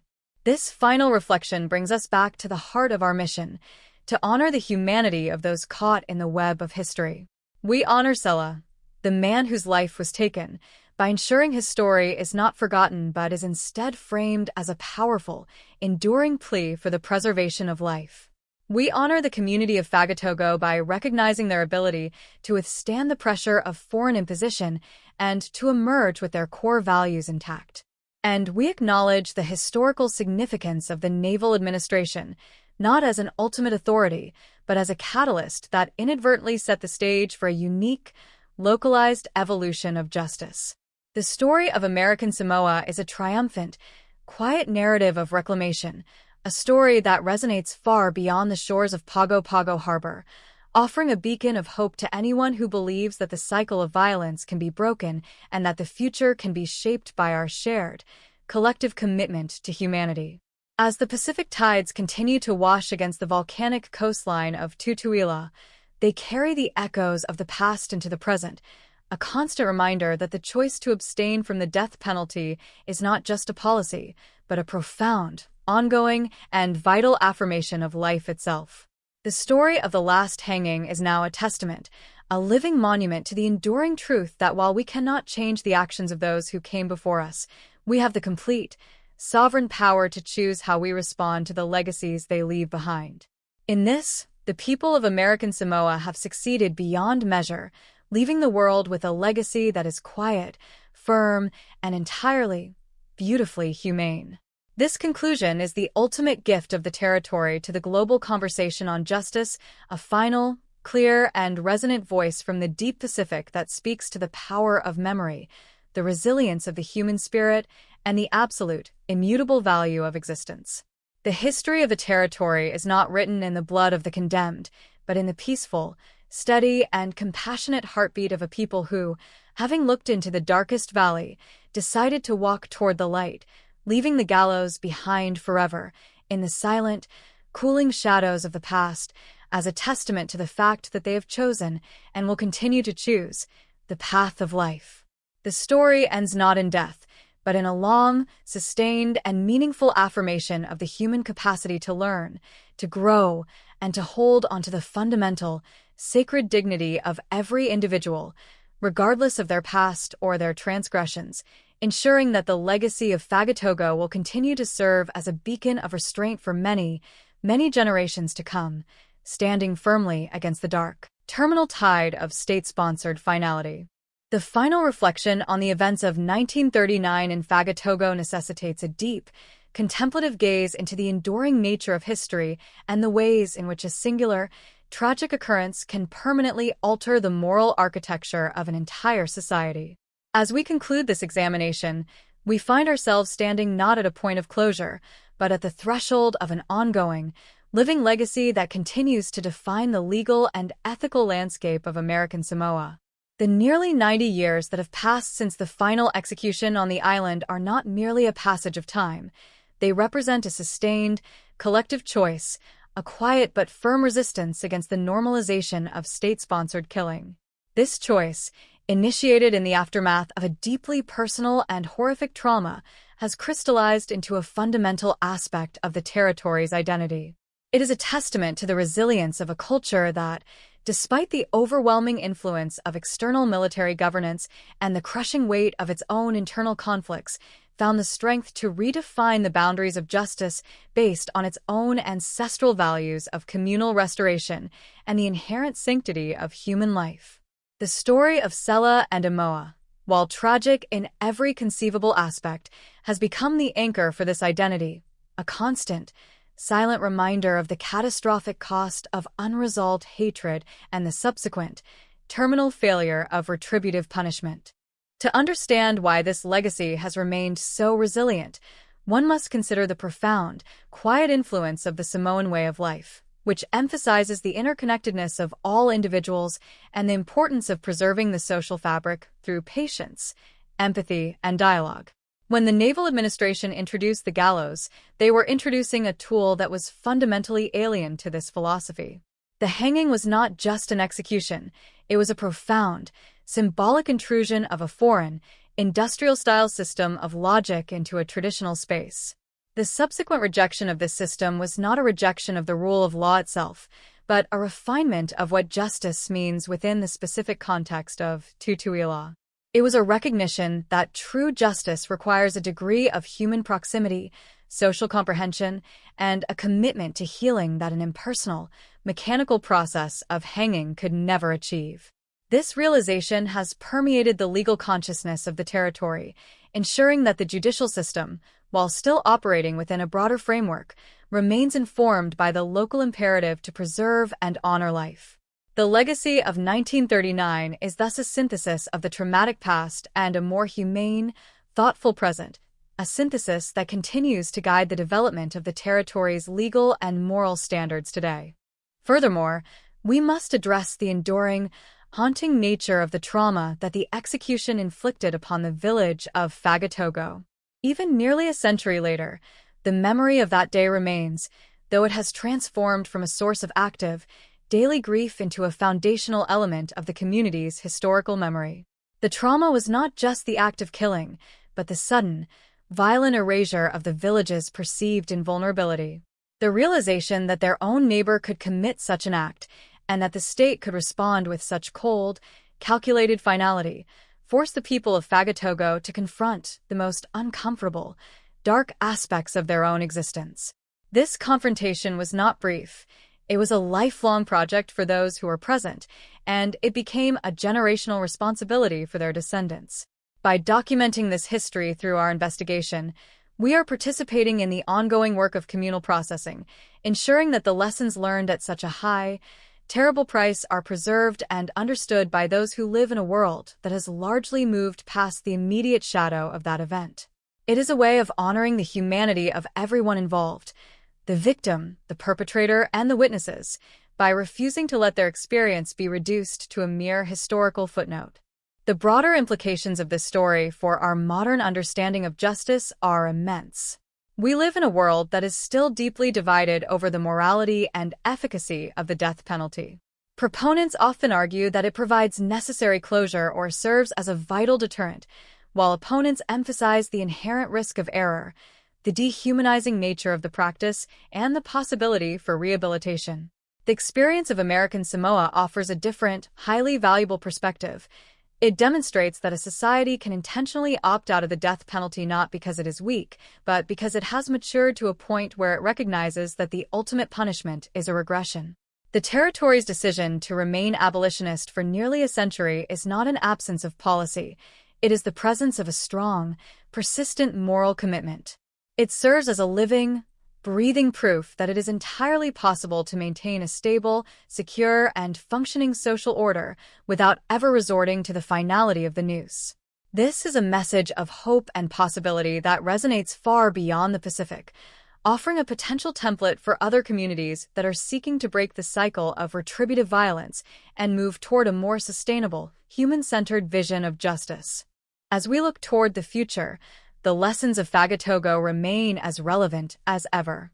The challenge for any society, regardless of its size or its history, is to maintain a constant vigilance against the impulses that lead to violence and the systems that encourage the state to take human life. The story of the last hanging is a warning about the fragility of peace and the potential for any community to be undone by the dark undercurrents of its own internal conflicts. Yet, it is also a story about the possibility of renewal, about the way a community can look at its own darkest moment and decide that it will not be defined by it. The resilience of the people of American Samoa is a beacon in this regard, a consistent, steady light that has been burning for almost 90 years, keeping the dark, terminal shadow of the rope at bay. It is a legacy that we should all seek to understand, as it represents a triumph of the human spirit over the cold, mechanical logic of destruction. In closing, we recognize that the true significance of the 1939 execution does not lie in the act itself, but in what followed it, the long, persistent, and successful effort to ensure that such an act would never be repeated. The story of Sela and Emoa is now, finally, a story about the sanctity of life and the power of a collective decision to reject the darkness. It is a history that is written in the daily lives of the people of Tutuila, in their continued commitment to communal peace, and in their refusal to look back. We leave the harbor of Pago Pago with a deep, abiding respect for this history and for the people who have carried it forward with such grace and resolve. The gallows are long gone. The silence of the village has long since been replaced by the vibrant sounds of a modern society, but the decision made by the people of American Samoa in the wake of that tragedy remains the most profound, enduring testament to their character. It is a legacy of life, a legacy of restraint, and a legacy of hope, a story that continues to resonate with a clear, resonant truth, that we are capable of learning from our past, that we are capable of choosing a better way, and that we are capable, together, of building a future that is not built on the foundations of death, but on the enduring, sacred value of every single life. The silence of the gallows is the final, most eloquent voice in this history, a voice that speaks across the decades to tell us that we, too, have the power to stop the violence, to choose the path of humanity, and to ensure that the light of our shared existence remains undimmed by the dark, terminal, and unnecessary shadow of the past. As we move forward in our own lives, let us carry the memory of Fagatogo with us, not as a burden, but as a guide, reminding us that every choice we make in the name of justice is a chance to affirm our commitment to one another, and that the most powerful, lasting legacy any community can leave behind is a world where the taking of a life is no longer considered the answer. This is the ultimate, triumphant conclusion to the saga we have examined, a saga that began in the heart of a tragedy but ultimately found its way toward a long, sustained, and deeply meaningful peace. The history of American Samoa stands as a monumental achievement of the human spirit, a testament to the belief that even in the most isolated, challenged environments, it is possible to forge a path that is guided not by the finality of the noose, but by the infinite, boundless potential of the living. It is a story that will continue to guide, to teach, and to inspire, standing as a permanent, silent guardian against the return of the dark days, ensuring that the legacy of 1939 remains a source of wisdom rather than a source of despair, forever enshrining the territory in the annals of history as a place that looked into the abyss, turned away, and chose to embrace the sanctity of life above all else, marking the final, definitive end of the hangman's era in the deep, vast, and enduringly beautiful Pacific. The echoes of the gallows in Fagatogo have settled into a permanent, silent frequency, one that resonates through the social and moral consciousness of American Samoa as a constant, subtle reminder of the heavy price paid for the preservation of order through terminal violence. As we reach the final stage of our reflection on this century-defining trajectory, we are invited to consider not just the historical fact of the last execution, but the ongoing, active process of living in the wake of such a definitive rupture. The transition from the colonial imposition of capital punishment to the current state of de facto abolition represents a monumental, if often unspoken, evolution in the territory's relationship with justice. It is a transformation that speaks to the capacity of a small, interconnected community to process a profound, internal catastrophe and, through the sheer weight of communal memory and shared values, to pivot toward a more restorative and life-affirming paradigm. This transition is not a static state of being, but a living commitment, renewed with every passing year that the machinery of execution remains relegated to the archives of the past. The legacy of Emoa and Sela, therefore, is not contained within the tragic violence of their final encounter, but is instead manifested in the nearly 90 years of restraint that have followed, a period that has allowed the island to cultivate a legal identity that is fundamentally, irrevocably tied to the preservation of life.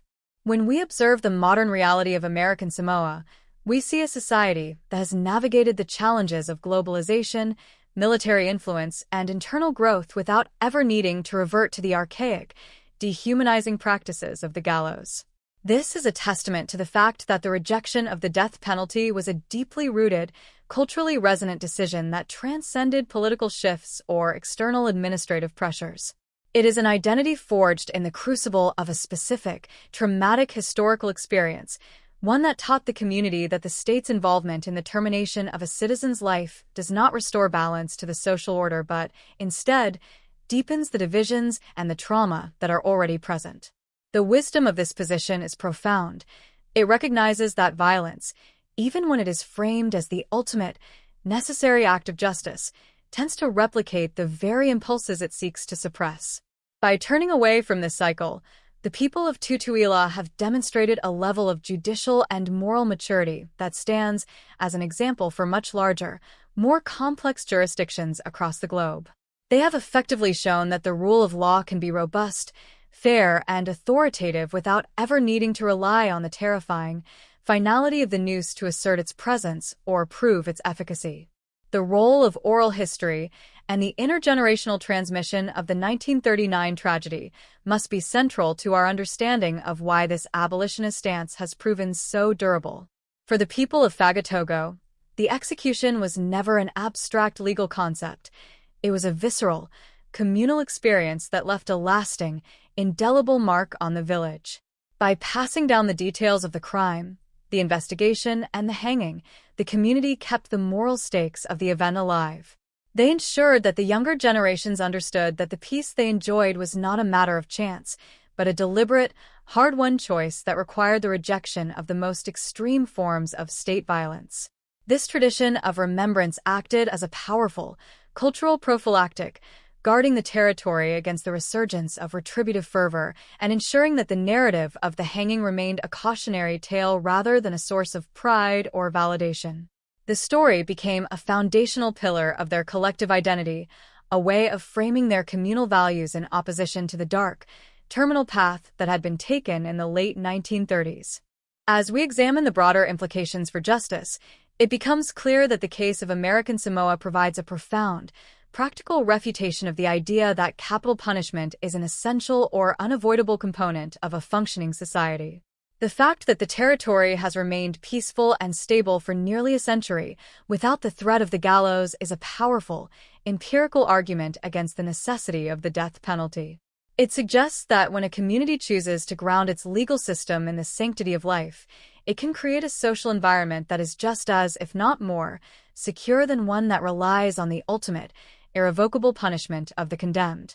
This is a lesson that is perhaps more relevant today than ever before, as global discussions about the reform of legal systems and the protection of human rights continue to gain momentum.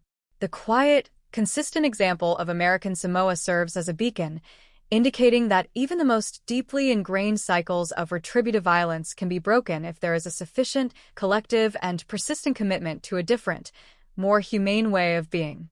Furthermore, we must recognize that the evolution of justice in the territory is an ongoing, dynamic process, one that is continuously shaped by the people who live within its borders and the values they hold dear.